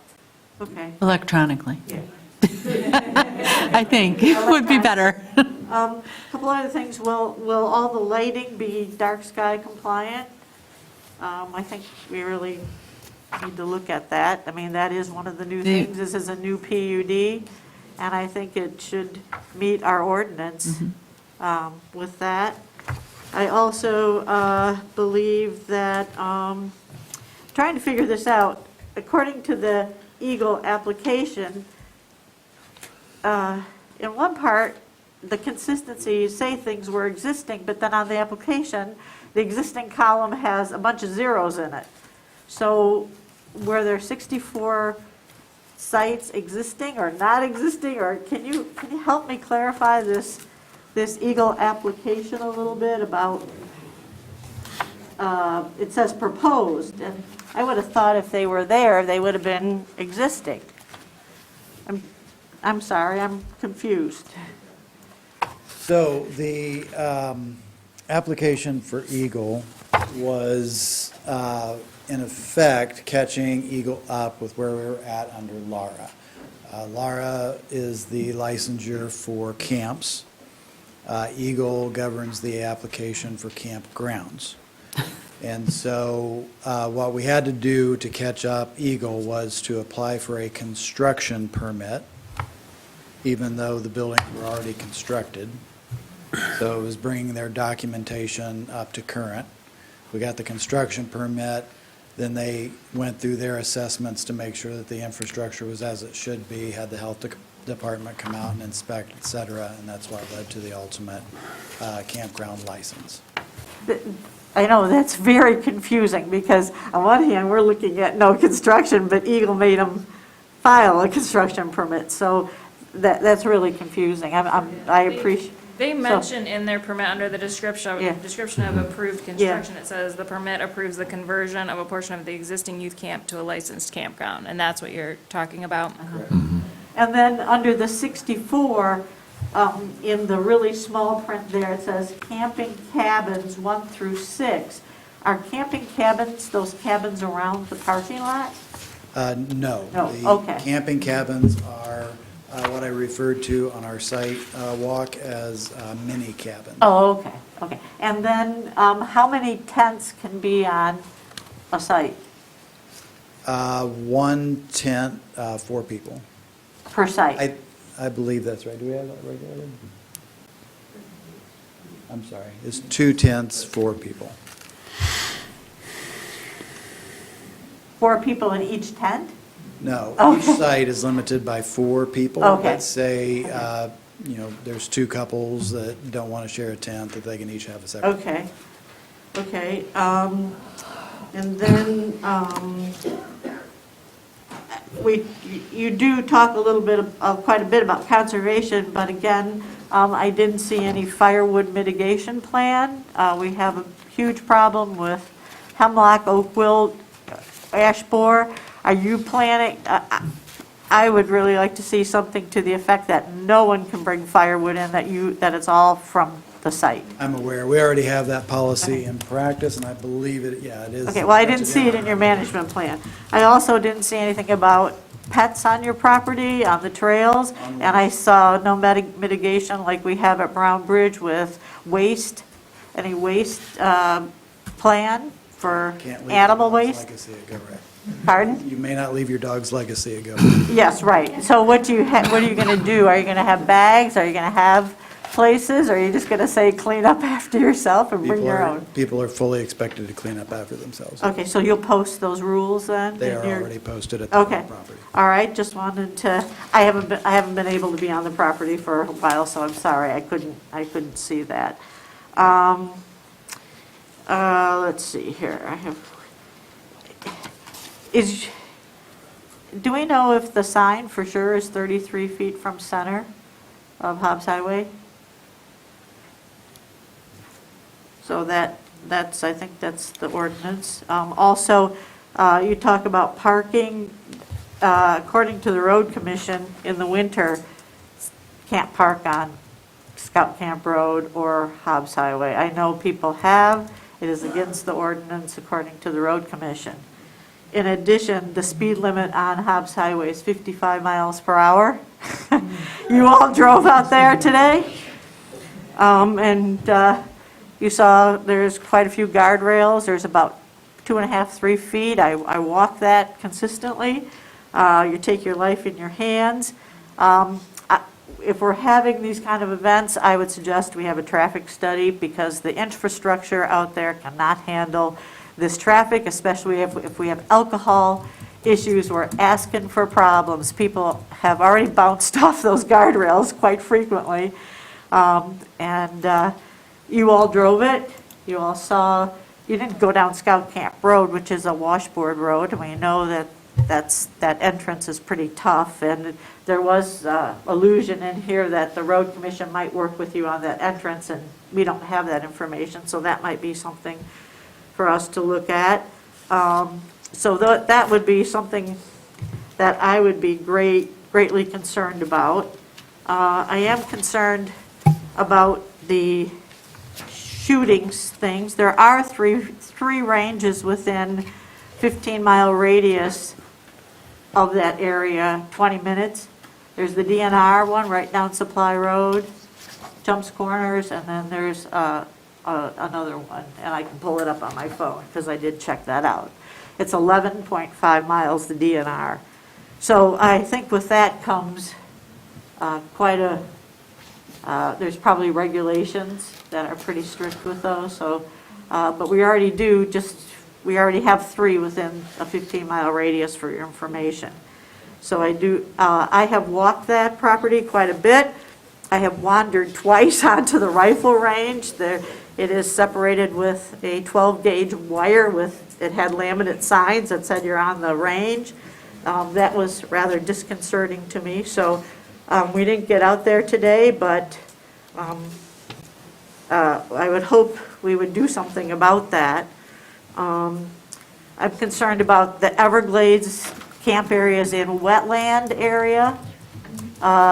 and it also borders Autumn Trail, that we do have residents there, so are we going to block that off, or are you going to leave it accessible? Because then you wouldn't know who's on your property for day use. You know, so, I mean, maybe you can work with your residents on Autumn Trail to find out how that's going to work.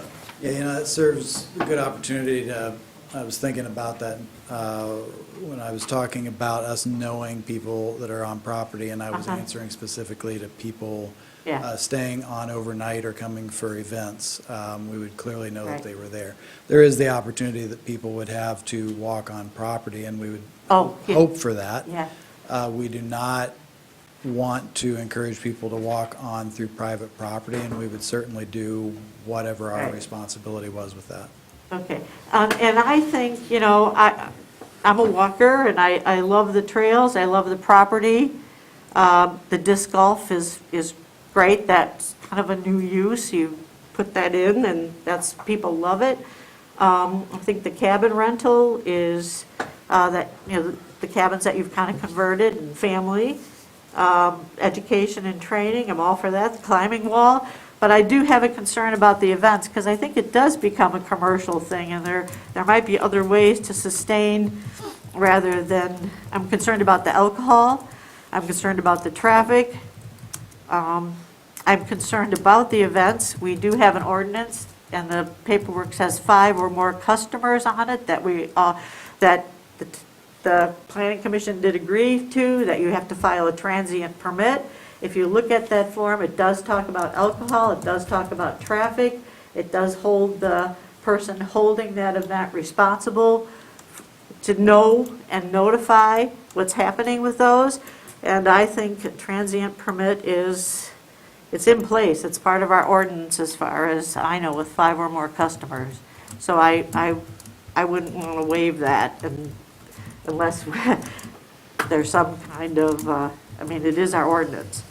I know Timber Ridge and I know Brown Bridge has a 24-hour staff person that live on site. I think when we have rentals or we have camps of any sort, or campers or people or weddings, you got to have staff on site. It's too dangerous. If there's an emergency, calling a number takes a long time. Then the fire station is over on East Arbutus Lake Road. You got to find in and out of lakes to get there. So emergency vehicles takes a while to get there, depending on the time of year. If it's snowing, it's pretty slippery out there, so it'll take them a little bit longer. So I think staffing is going to be critical, and I'd like to see a better staffing plan than just surveillance cameras.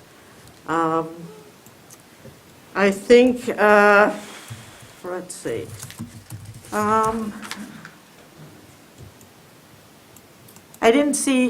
I saw that you had some ADA, but I didn't see anything in your management plan about, like, maybe we talk about different socioeconomic and privileged groups, about how wonderful it is, but I didn't see anything about people of different abilities, kayak launch, an adaptation to a trail.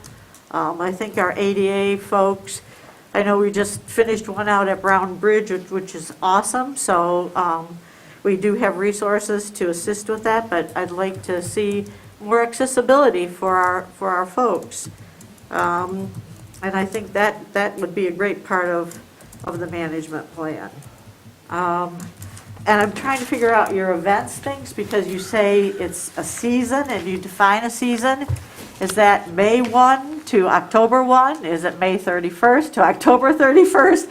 I mean, just telling me the month doesn't mean if it starts the 1st or the 31st. And when it says season, I look at the season as being spring, summer, and fall, and that's 15 events each season, so that would be 45 events, which would be a lot, but I don't know what you mean. I mean, I think we need some clarification. I'm confused by that terminology and what you mean by that. And if you do say 15 events, that's almost that's 2 to 2.5 or 3 in a 6-month period or a 5-month period. That's a lot. That's a lot. So that's why I would like to see a traffic study done. But I think, I think that opening it up to people, the trails, et cetera, are wonderful, and the disc golf, the climbing, I think it's very positive, that is. Those are my concerns.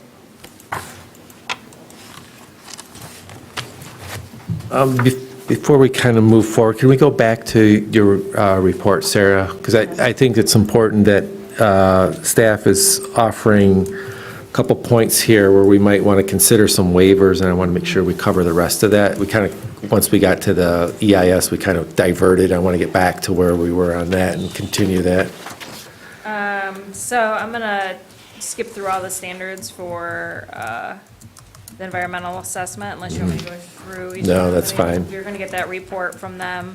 And you're gonna evaluate that on our behalf, and, because there is the report, the original report, and then there's the ongoing monitoring that has been maintained, so you'll be able to kind of provide a summary of that? Okay, cool. Summarize that for you. It will be available for anybody that wants to see all of it, but summarize it for you. Good. So the next item that I have is going to be in the landscape and buffering. So it's page 25 of 33 of my report, section that 229. So I kind of start at the top here with talking about, this table doesn't really talk about natural areas. So is this a commercial use? Is it, everything's residential in that table, and then it goes to commercial uses. So I put this in as a commercial use that would require a complete landscaping plan unless waived by the Planning Commission, because there are some commercial components to the request. But I do go on to talk about suggesting a waiver for many of the items because, creating the plan and then inventory of existing trees and woodlots, and they're not providing any new plantings, or not suggesting providing any new plantings. So looking for a waiver, here's another site plan that shall include existing trees of 5 inches or greater. And the only thing that I guess I would throw out there is if there's areas of the site that the Planning Commission feels might need additional kind of buffering or screening, and that would be kind of near the entrance or near some of those uses that might be for the events. I mean, being out at the site today and seeing that, the outdoor spaces are all kind of lower, they're more in a hole on the site. And then we have the indoor bus or lodge that's heavily wooded all the way around it.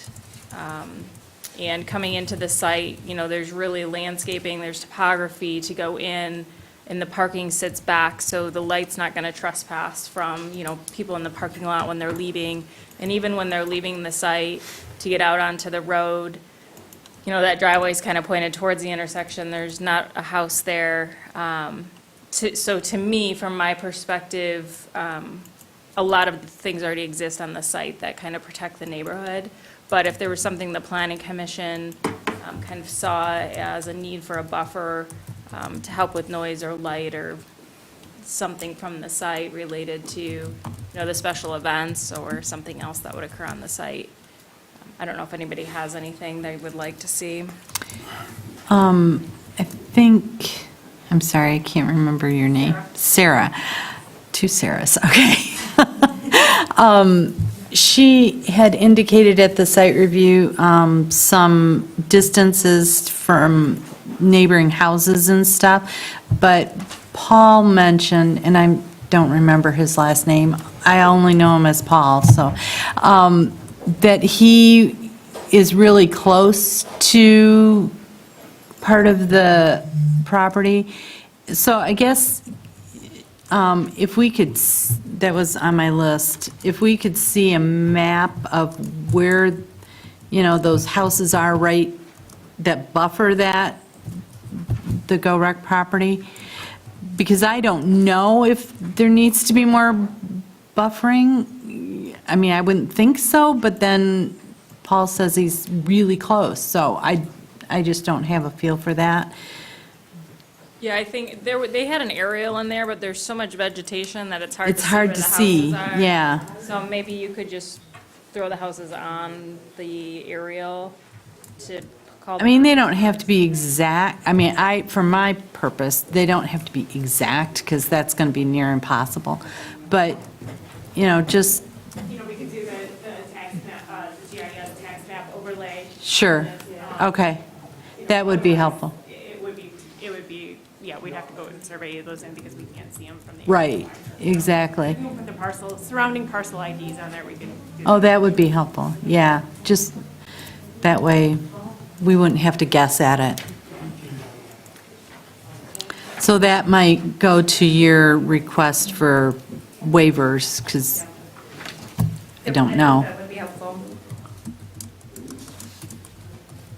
So we can come back to that item at the next meeting. And then the rest of this is approval criteria and standards, and really the only thing that was kind of an issue is the fire department review, which we've now received, so that makes that go away, so. Okay. I don't think we have to take action on those waivers tonight, because that would probably be part of the actual action of the planning commission, but generally, I'm fine with a lot of those. I mean, it Yeah. seems to me that particularly the landscaping requirements and so forth, that's usually intended to be for areas that are new development where you don't have, I mean, obviously, part of this whole place is the natural environment. I mean, they're going to be working to ensure that it's maintained as such, so I don't think we have to be too concerned about those requirements. It seemed like it would be kind of not appropriate to really enforce some of that requirements in this, but I don't know if anybody had any other comments about some of those waivers. No, I Okay. would tend to agree that I think, Okay. if Sarah can look at the environmental thing, and then if we can get the housing stuff, then we can take a look at landscaping, which I'm with you, I kind of doubt there's a need for a lot of it, so, because of what's existing. And what was kind of nice actually about going out to the site at this time of the year is that the trees don't have leaves on it, so you can actually see that there's still a lot of coverage when it would be the minimal amount. Right, That was something I noticed when I was out there. yeah. I had a question. Judy, you had indicated an interest in having the lights all be dark sky friendly. Might not get. You mean moving forward? Because it's my understanding the current buildings and infrastructure are all grandfathered in, so I guess I'm. Anything that is Anything new beyond needs it, sure, to be okay. dark sky Got it. compliant. Okay. And so maybe that might be a condition or whatever we're thinking. in that You're not, respect. right at this time, you're not proposing any additional lighting? No, but that would be, Right. we're fine with that. I mean, that'd be great, so. Yeah. yeah. Well, you don't know, it's, well, maybe Paul can attest to that. It's pretty hard to find your way out there, and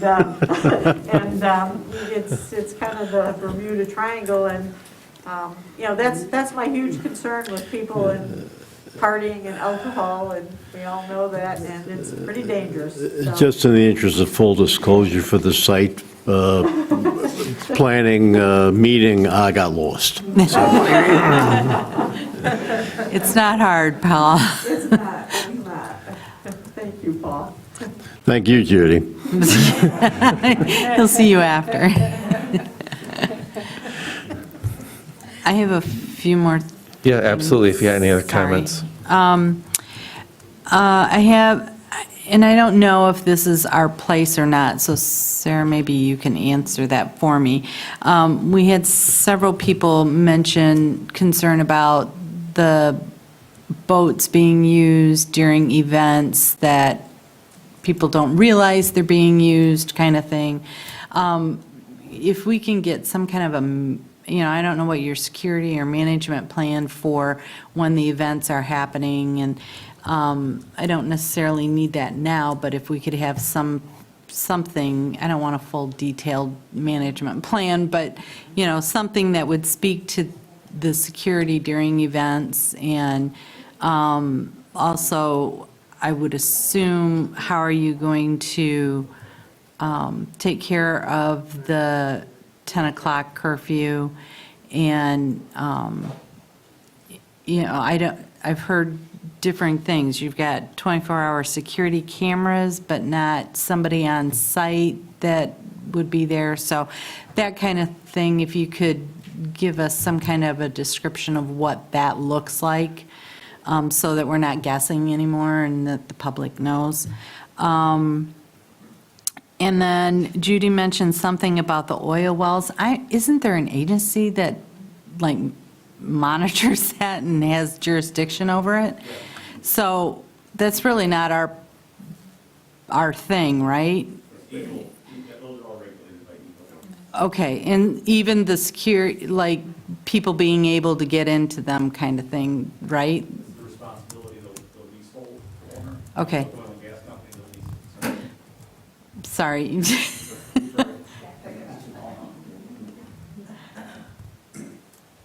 Yeah, that's the responsibility of the oil and gas company that leases the, that owns the wells on the site.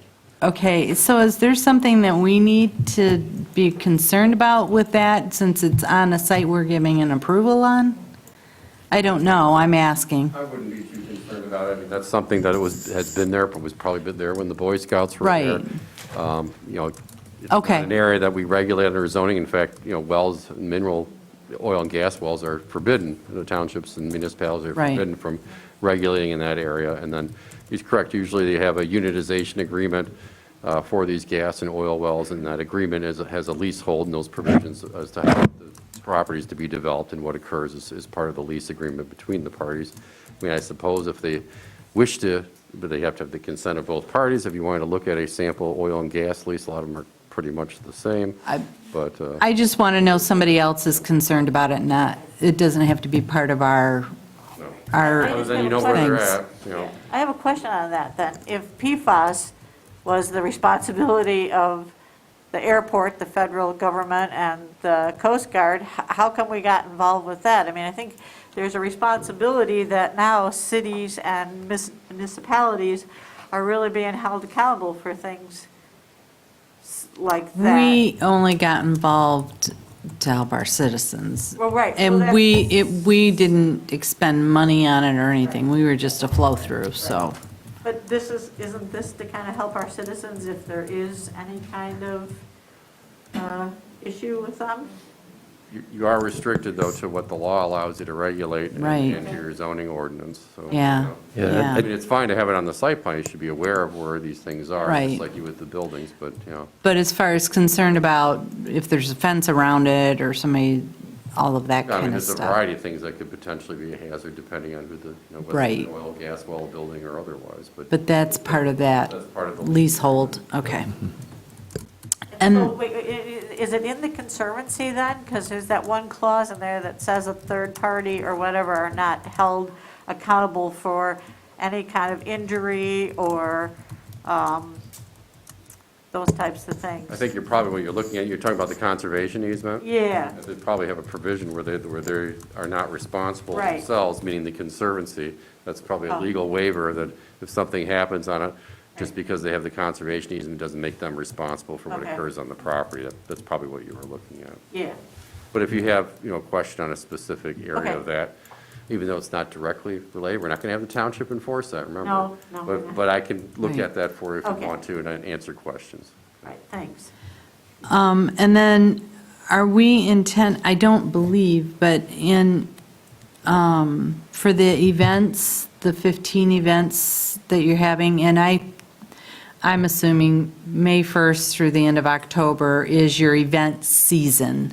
For your question about a season, I think it's May 1st to October 31st is your event season. We'll clarify that. That's what I assumed, but, so are we requiring them to get a transient permit for every event?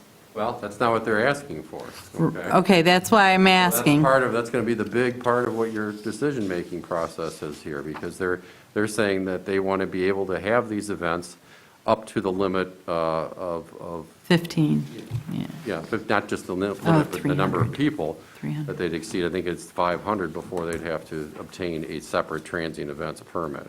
So if they ran an Ironman where they're going to have 1,000 people in and out of the property. Oh, I They would see. get a transient event. So not for permit. every No, wedding, what they're looking for their wedding there is to have that as part of the regular use under their permit. Right. So, and that's going to be, I assume, a discussion point of the planning commission. but if you're running an event like the Iceman or that race that, Anytime we're going to have Did- like an organized event where there's more than, is it 300 or 500 people there, then yeah, we would need to get a transient permit for that. okay, But my yeah, point is for us to look at that transient permit, because it does talk about traffic, it does talk about alcohol, and Right. we would have that documented. So I think we need to really look at what is contained in that document and why we do require it, you know? but that's not what they're asking for. Yeah, I want to make Right, sure you but understand. before we decide to waive it, We're not waiving it. Okay. Oh, Yeah. there's no waiver here. I mean, Okay. let me make sure, because I want to make sure, everybody understands there. Judy, what they're asking for is to have up to that 500-person limit, I believe, I'll look at it again here, is these wedding and these events, 15 per season, as part of their PUD. And that's an important part of what your decision-making will be, okay? You're going to be discussing that. The events ordinance would only be for events beyond that, which would apply, and the events ordinance applies to everybody who would have large events beyond that, and will be independently looked at every time such an event permit is applied for by zoning staff. So I want to make sure you understand that they're not looking just at the special events, although that may occur occasionally, just like it would with any other property owner who may wish to avail themselves of the police power special events ordinance, which is not zoning. They're asking that this PUD include their ability up to the limit of those people to have these wedding events and perhaps events that are similar to weddings, whether it's a retirement party or Right. whatever the case may be. And I know that's an important issue for you folks to discuss, but they're asking for that directly outside of the special events permit. okay, Things that are contemplated are things like family reunions, Right. weddings, corporate events, those things. parade, but all those were in one paragraph, and that's why it became very confusing and convoluted to me, because I think we really need some clarity here on what you mean, because it says parades, it says events, it says sporting, that's all in one paragraph in some of the document. And so that's where it was very confusing. I'm going to reference you back to the application, page 11. Well, okay, so we have a whole packet, but there's inconsistencies in this And that's what packet I'm that. saying. Look at page 11, proposed special events. We then take the ordinance definition. So that's maybe where you're getting parades or something. I don't even see that in there. But anyway, that's township ordinance language. And then item B is more of a definition of where the events would be held and the restrictions that we were placing on our request. So special events, up to 300 people. This is not talking about transient. This is not talking about day use. This is strictly, and this is what they are applying for.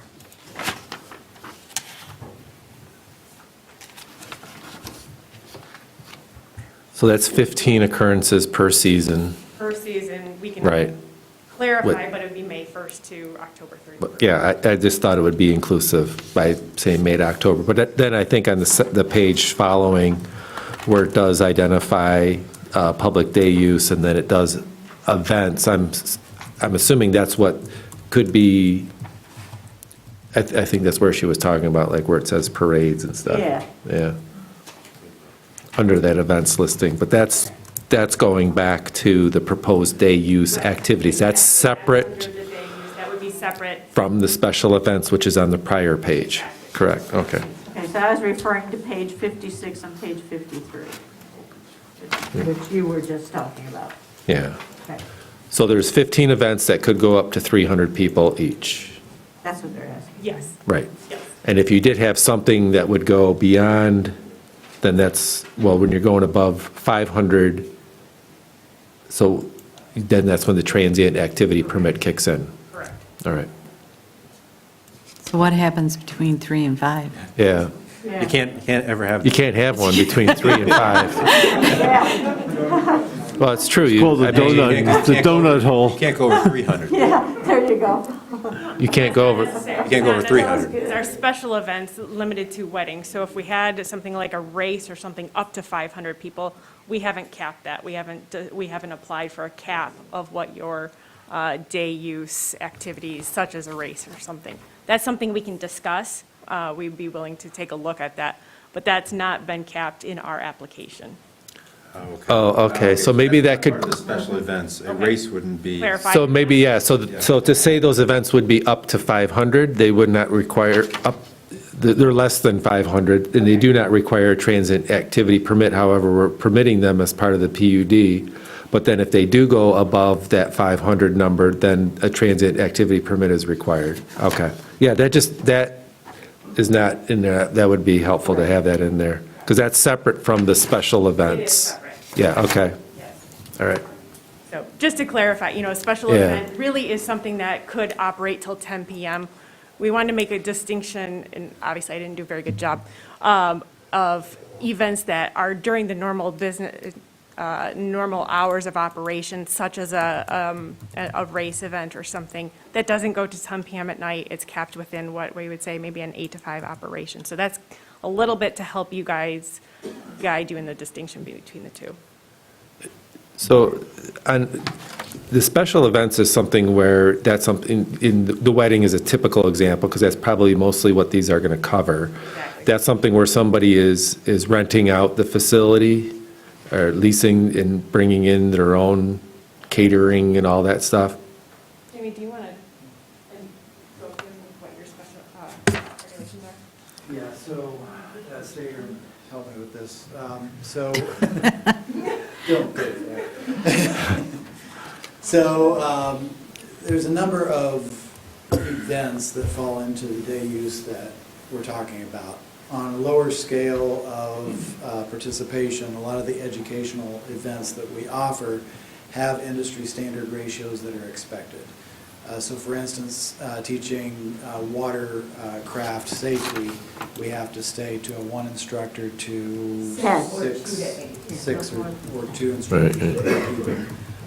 Most of our educational classes talking about technical skills fall below 1 instructor to 16 people, 16 to 20 people. And so those events are very different from, say, if we had a outdoor conference, and at that conference we had people that were renting out the campsites, and other people that were renting out the cabins, and other people that were staying somewhere in Traverse City and coming in for the day, then we could comfortably have people there during the day for a day use around 400 people, but they're coming from different areas. And so that's where that the difference between the 3 and the 500 becomes operational for us. Does that make sense? Did I say that right? I kind of understand what you're saying now. Well, I think the problem is that we have special events and then we have special events. Yeah, I mean, and we're kind of tripping over exactly where's the line. you know. Well, yeah, I guess what I was getting at is on page 11 of the application, which is the special events regarded to kind of the wedding type of thing. Those are typically events that aren't really, that's where somebody is interested in having a wedding on your property. That's where they're coming on the site and having that activity. They're providing catering and organizing that on your property, where the day use activities is more stuff that's under your governance. But it could be somebody Yes. from the outside too. It could be outside parties as well. Yeah. Yes. So they can lease the site with a contract, just like somebody for a wedding would do as well. But yes, they would allow outside parties to utilize the property as well. So like a corporate event, Exactly. team building or something. I know that there's been like EMS training or something like that, so they've wanted to utilize that, so they would be an outside facility operation coming in to rent property. Okay. Yeah, for instance, our wilderness medical classes, I think maybe you're referring to, is where we've leased that out to, previously to another provider to come in and teach that class with our facility. Okay. You know, quite honestly, I think I'm getting a little bit more in the gray than I thought, because I'm just wondering, I get where the special events is more kind of geared towards weddings and so forth, where people are coming in, but I'm just talking from an intensity of a use situation. You could have events that are very similar to those, you could have events that are listed in the proposed day use activities that are going to be very similar to the special events that's on the previous page. I mean, they could have 400 people. Yeah. right, and you're going to have something that, well, they could have a race or something, and then afterwards have like a reception of sort related to that, that could have music and so forth, but it's not technically kind of a wedding, it's more of, this is just a race event that happened. So I guess I'm kind of a little, So we can make a better clarification. Yeah. Obviously, between what we consider, and yes, I was looking at like the Mitchell Creek PUD or what, the Conservancy, and again, that's defining special events as weddings. And so that's where we kept special events singularly to weddings. The other operations, they are, we have not distinguished them in our minds that they are, but in this application, they could be distinguished better. Those are the one-off, but I would say that would be something we could talk about, maybe limiting that it wouldn't go till 10 PM at night, or putting some restrictions on those other uses that are not included now I'm going to trip over my own words, that would go above and beyond what the special events, such as weddings, are. So we have special event weddings. I think you'd want We to put a have day cap on. use. I feel like we're chewing our tail here. I mean, it's a, Those. I think you might want to put a cap on the attendance at those, because right now you have unlimited special events. Yeah. I mean, I'm not saying you're going to have them, but you could, of 499 people a day. And I think that's what we're potentially just trying to avoid, having that going forward, where there's a unintended result of our decision, that you could have this really intense use that we didn't plan for. something like the Iron. yeah, I think that's what we're just trying to, because I think these are kind of mixed in, because if, for instance, let's say we have a complaint and somebody says, well, there was a wedding there last Saturday night and it was noisy and all this stuff, and then we find out, well, it wasn't really a wedding, it was just a race or something that was going on. So we're just, because I think what we're not really concerned about what the activity is, whether it's a wedding or a race or something else. What we're just trying to do is making sure that there's some way to manage the intensity so that we can mitigate some of the impacts that it could have on the neighboring property, such as, noise, light, et cetera. So I guess that's kind of our main concern, is the intensity of those activities and then the frequency of them. So if that could maybe just be reevaluated a little bit better. Yeah. And in thinking of that, because it says from 50 to 300 in capacity for these special events, what is the capacity of the Besser Lodge? Is it Besser Lodge or? That is one of the pages that I included in your packet. I think it was like 402. But it was 403, 403. Oh, really? It was 468. Wow. It was 4 something. Yeah, it was 4 something. Yeah, it does. It's an important distinction to make. It's 400 standing, 160 seating. Oh, there it is, 420. Okay. I think it's page. So that number to me seems a little high. If we're doing capacity of 300 people for a special event, and you're going to hold those special events in the chapel, the amphitheater, which I don't think you can get 300 people sitting around, I mean, not on the benches anyway, maybe on the ground behind, I'm just thinking that might be a little high. And if you get, if it's 160 people in the Besser Lodge to sit for a dinner, 300 is double that. So I'm not sure Right, so not how you came to everybody- that number. right, Not everybody is going to have a sit-down indoor dinner. That's the specialty of this site. It is unique. These are Okay. unique weddings. These are. I guess I'd look at that capacity number a little more, though. But we feel like over the 500 acres, if groups want to spread out, the site could certainly contain easily the 300 guests. I'll give you an example. It'd be a multi-location concert, you know, a Michigan Woodstock. No, I'm serious. I mean, Well, yeah, I mean, You're talking about that type of an event that is that big over enough to Gaylord. handle something like that in different locations. I think what we're tripping over is exactly what do we mean by the limitation on a special event, at least the category of when we say a wedding, you know, or a memorial service or Family something of that reunion. nature. So, I think we're getting, I mean, because knowing the size of the property and what you have availability to do, I mean, you could bring in tents or something like that that could do it.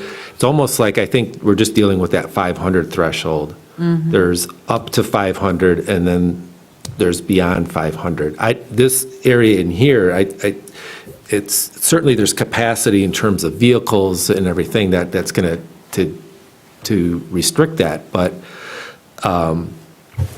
that 300 number, I'm not sure if that's a way to easily manage this, just because of the size and scope of your property. I don't know, it's something to be thinking about, but at least there's the magic number in the 500, because that puts you back into this transit activity permit, and something, I'm not advocating that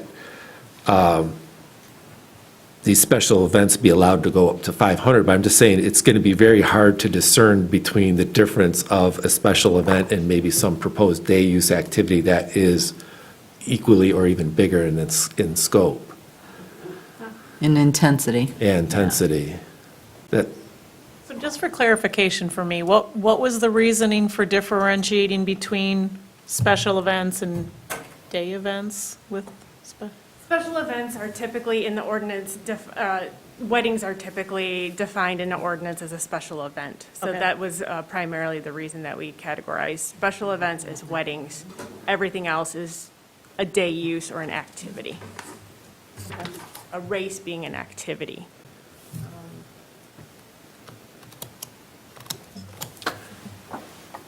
Yeah.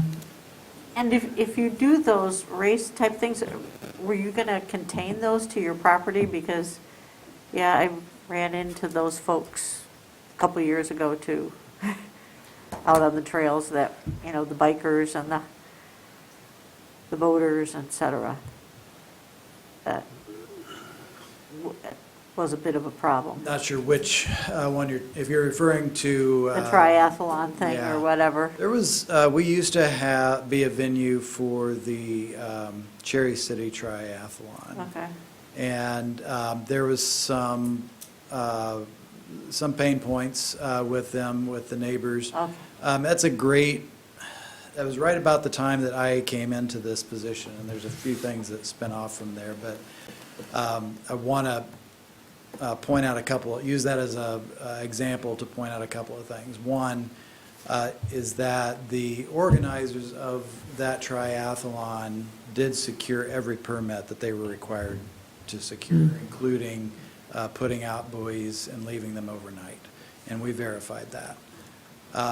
Secondarily, that was right when I came in, and I became aware that there was some concern about where the parking was going and that it was impeding on other neighbors' property lines. And so I found that out shortly before that triathlon.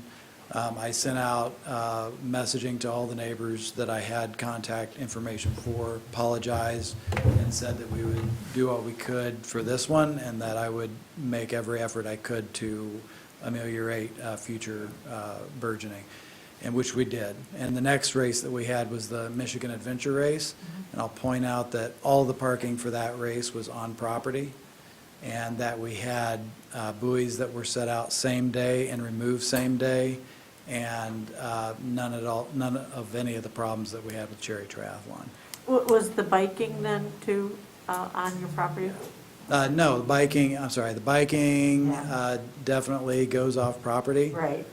Permits are secured to do Okay. that. Same with foot traffic. But there's lots of public land Thank that you. surrounds Go Rec to access. Yeah.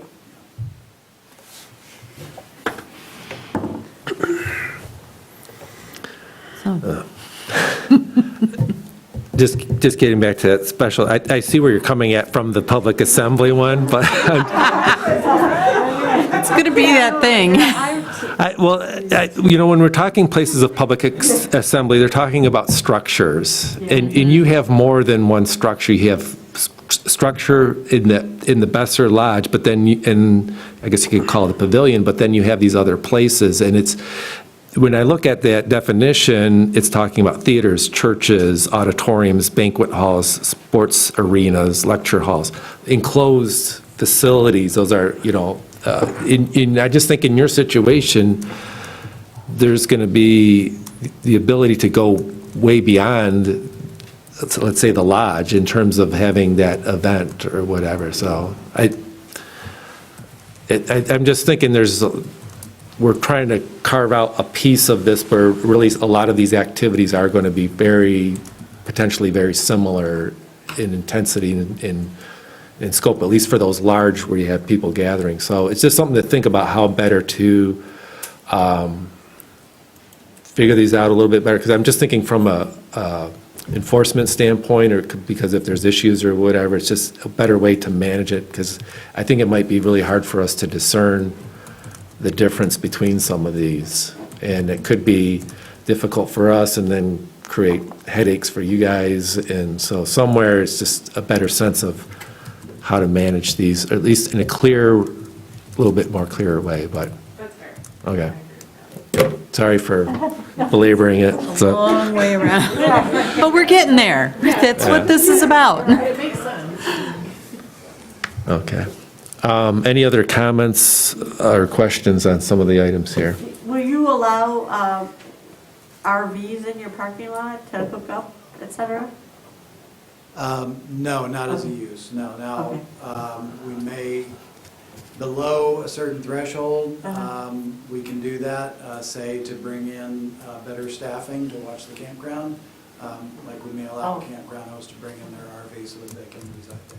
Okay, and then the last thing is, at one point, I know, having served with Brown Ridge, there was talk about, with Reb, that you might do some parking lot on Ranch Rudolph Road. Is that in the future, or works? Unclear. We have talked about what we can do to help on the back part of property to make sure that the traffic is going the right direction and access. And Yeah, that is confusing. So does that look like a future, or no construction on Ranch Rudolph Road? We contemplated using, there's a one well site south of Ranch Rudolph Road on our property that is a brine injection well. Yep. It has fill on it, and it's suitable to park cars on. We had some conversations with Amamex Energy, the leasehold interest owner of that, and they're okay with us using that, on occasion for overflow parking if we'd like to. We're not sure if we're going to exercise that or not, but it's an option that's been investigated on our behalf. Thank you. Anything else from commissioners?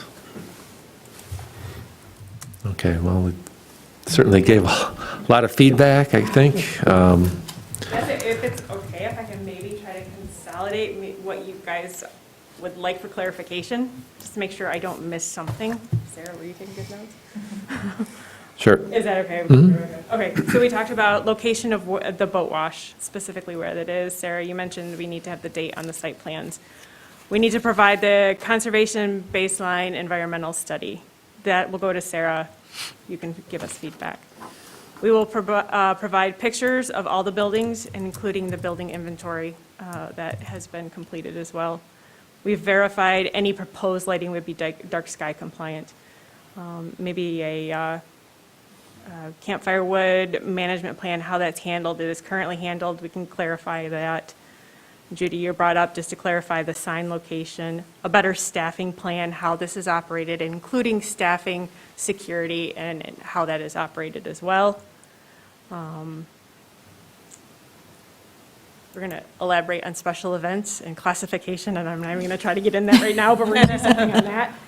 And maybe in that staffing plan, a little bit more on the lakes as far as the boat usage management, how that is taken care of. Those were the items that I had on my list. Judy, you had brought up, like the Everglades, you had brought up wetlands. There is a wetland map in your packet, so please refer to that. And that was what I had. The parcel layer. Yes, I do have that. Thank you. Parcel ID overlap layer. And then I think we really need to research the traffic issues. And then the infrastructure, I mean, that's for the planning commission maybe to look at. Yeah, I kind of think that goes with the transient activity stuff. That's why I'm thinking, if I would be a little more comfortable if they were doing more transient permits, because that takes in the traffic issues for those large events. For even your large day use, if you're going to have, 400 people attending a class for 6 hours, if you have to do a transient permit, that they look at that. They look at traffic and they look at all of, those things for that particular event. So that's why I guess, having 15 of them just put into your PUD doesn't allow us, staff, not me, not this board, but doesn't allow staff to look at how that impacts the traffic. And you have sanitation already, so that's not an issue, but mainly that traffic, because that more impacts the neighbors and the roads and the and the. Alcohol, that's a real concern. Well, it's on our website. I know it is, I know. So what does it mean by I mean, what you say it covers traffic. Well, but what like, does if it- you look at Iceman, they have to, they now know what they have to do, but we had to sit down and work through that plan. Okay, you can only park on one side of the road, and you have to have signs out. You have to, so that people know they can't park there, and it goes for more than just one road. We have to be able to get emergency vehicles in there and that kind of stuff. And so it would make a difference. I would really hesitate to do a traffic study, because I don't think that's going to do what we're wanting to do. That's not going to Well, the only thing handle that's going it. to tell us is that the population has increased immensely, and it's going to. Yeah, but I still don't think I think what it's we're gonna- looking for is like a traffic management I was just gonna say- parking plan for an event. And it could be there could be like a lower version of it for if it's up to 500. These are the basic things we're going to do. If we exceed 500, we'll have to meet the requirements for the transit activity permit, and these types of activities are going to occur. So we need like a kind of two-step parking traffic management plan. And that's all that I think we We need. talked about signage, liability, alternate parking plans. It's right there, and it's very helpful. We did start that, and we did provide an access management plan to Grand Traverse Metro for their review. So essentially, it's a good portion started. Also, remember, the parking is required to be on the site, so it's not going to be allowed at any time to be on the road, on the side of the road, anything like that. We can elaborate on how we're going to control that, but just keep in mind that Okay. county roads are not allowed for parking. Okay. Yeah, we just need that then stated in that as part of Yeah. it. I don't think we're talking anything, actually, it's something that's going to be really good for you anyways to have, so that when you have people coming on site, that you're We able to already know what to do with accommodate them. Yeah, exactly. Yeah. Yeah.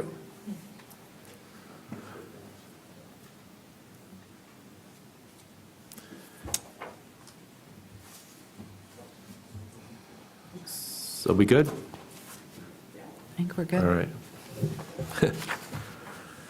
Anything else before we move on? Okay. So do we need to take action do we need to table this until our next meeting? And are we tabling this to our January 4th regular meeting? Would it be a postpone or take? Or postpone, I'm sorry? That's okay. I'd entertain a motion for that action. It's the same way, as long as you're Oh. making sure that you're going forward with a date certain, so we don't have to redo the notices. But Okay. Your date certain is your next meeting on January. Okay. It's a lot to do between now and January 4th. Right. Now's the time. If it's not sufficient time, the applicant can ask for an additional, special meeting of the planning commission. That's up to both the planning commission and the applicant. Do we charge for special meetings? That's what I thought, but I don't know. Well, the ball's in the applicant's court at this point, so I'm not really, I I think don't know. the best thing to do would be to table it until the January 4th meeting at 6:30, and if we don't have the information available at that meeting, you can Yeah. send it forward to another date and time in the future. Yeah, I would agree. We can at least get an update, see where things are Okay. at. And Yeah, I'm just thinking, because it needs it's to get the back to holidays, staff. and it needs to get back in here like the 27th. I mean, I know, exactly. So I'm just like, that's just going to be really tight. But Yeah, I'd rather spend time on getting it right at Yeah. this point for all parties involved, so that we all Yeah. have a good, clear understanding. I think that's what we're all trying to do, so we don't have to come back at some point in the future, so. So we want a motion to table it until January 4th? Yes, I would like to do that, just so that that would also give us time, at least we can revisit it Okay. if there's some additional conversation, like, let's say, okay, it's not complete, so. Well, yeah, I mean, We if, can have more questions and clarifications. They can say, okay, we kind of drafted this, and this is what we got going, and so. so I make a motion that we table this, until January 4th. I'll support. Okay, we got a motion from Bartlett and seconded by Edley to table this until January 4th, the regular meeting of the East Bay Township Planning Commission. Any discussion? All those in favor? Aye. Aye. Any opposed? Okay, motion carries. We now have on our agenda is another opportunity for public comment. Anybody has any comment, more than welcome to come forward.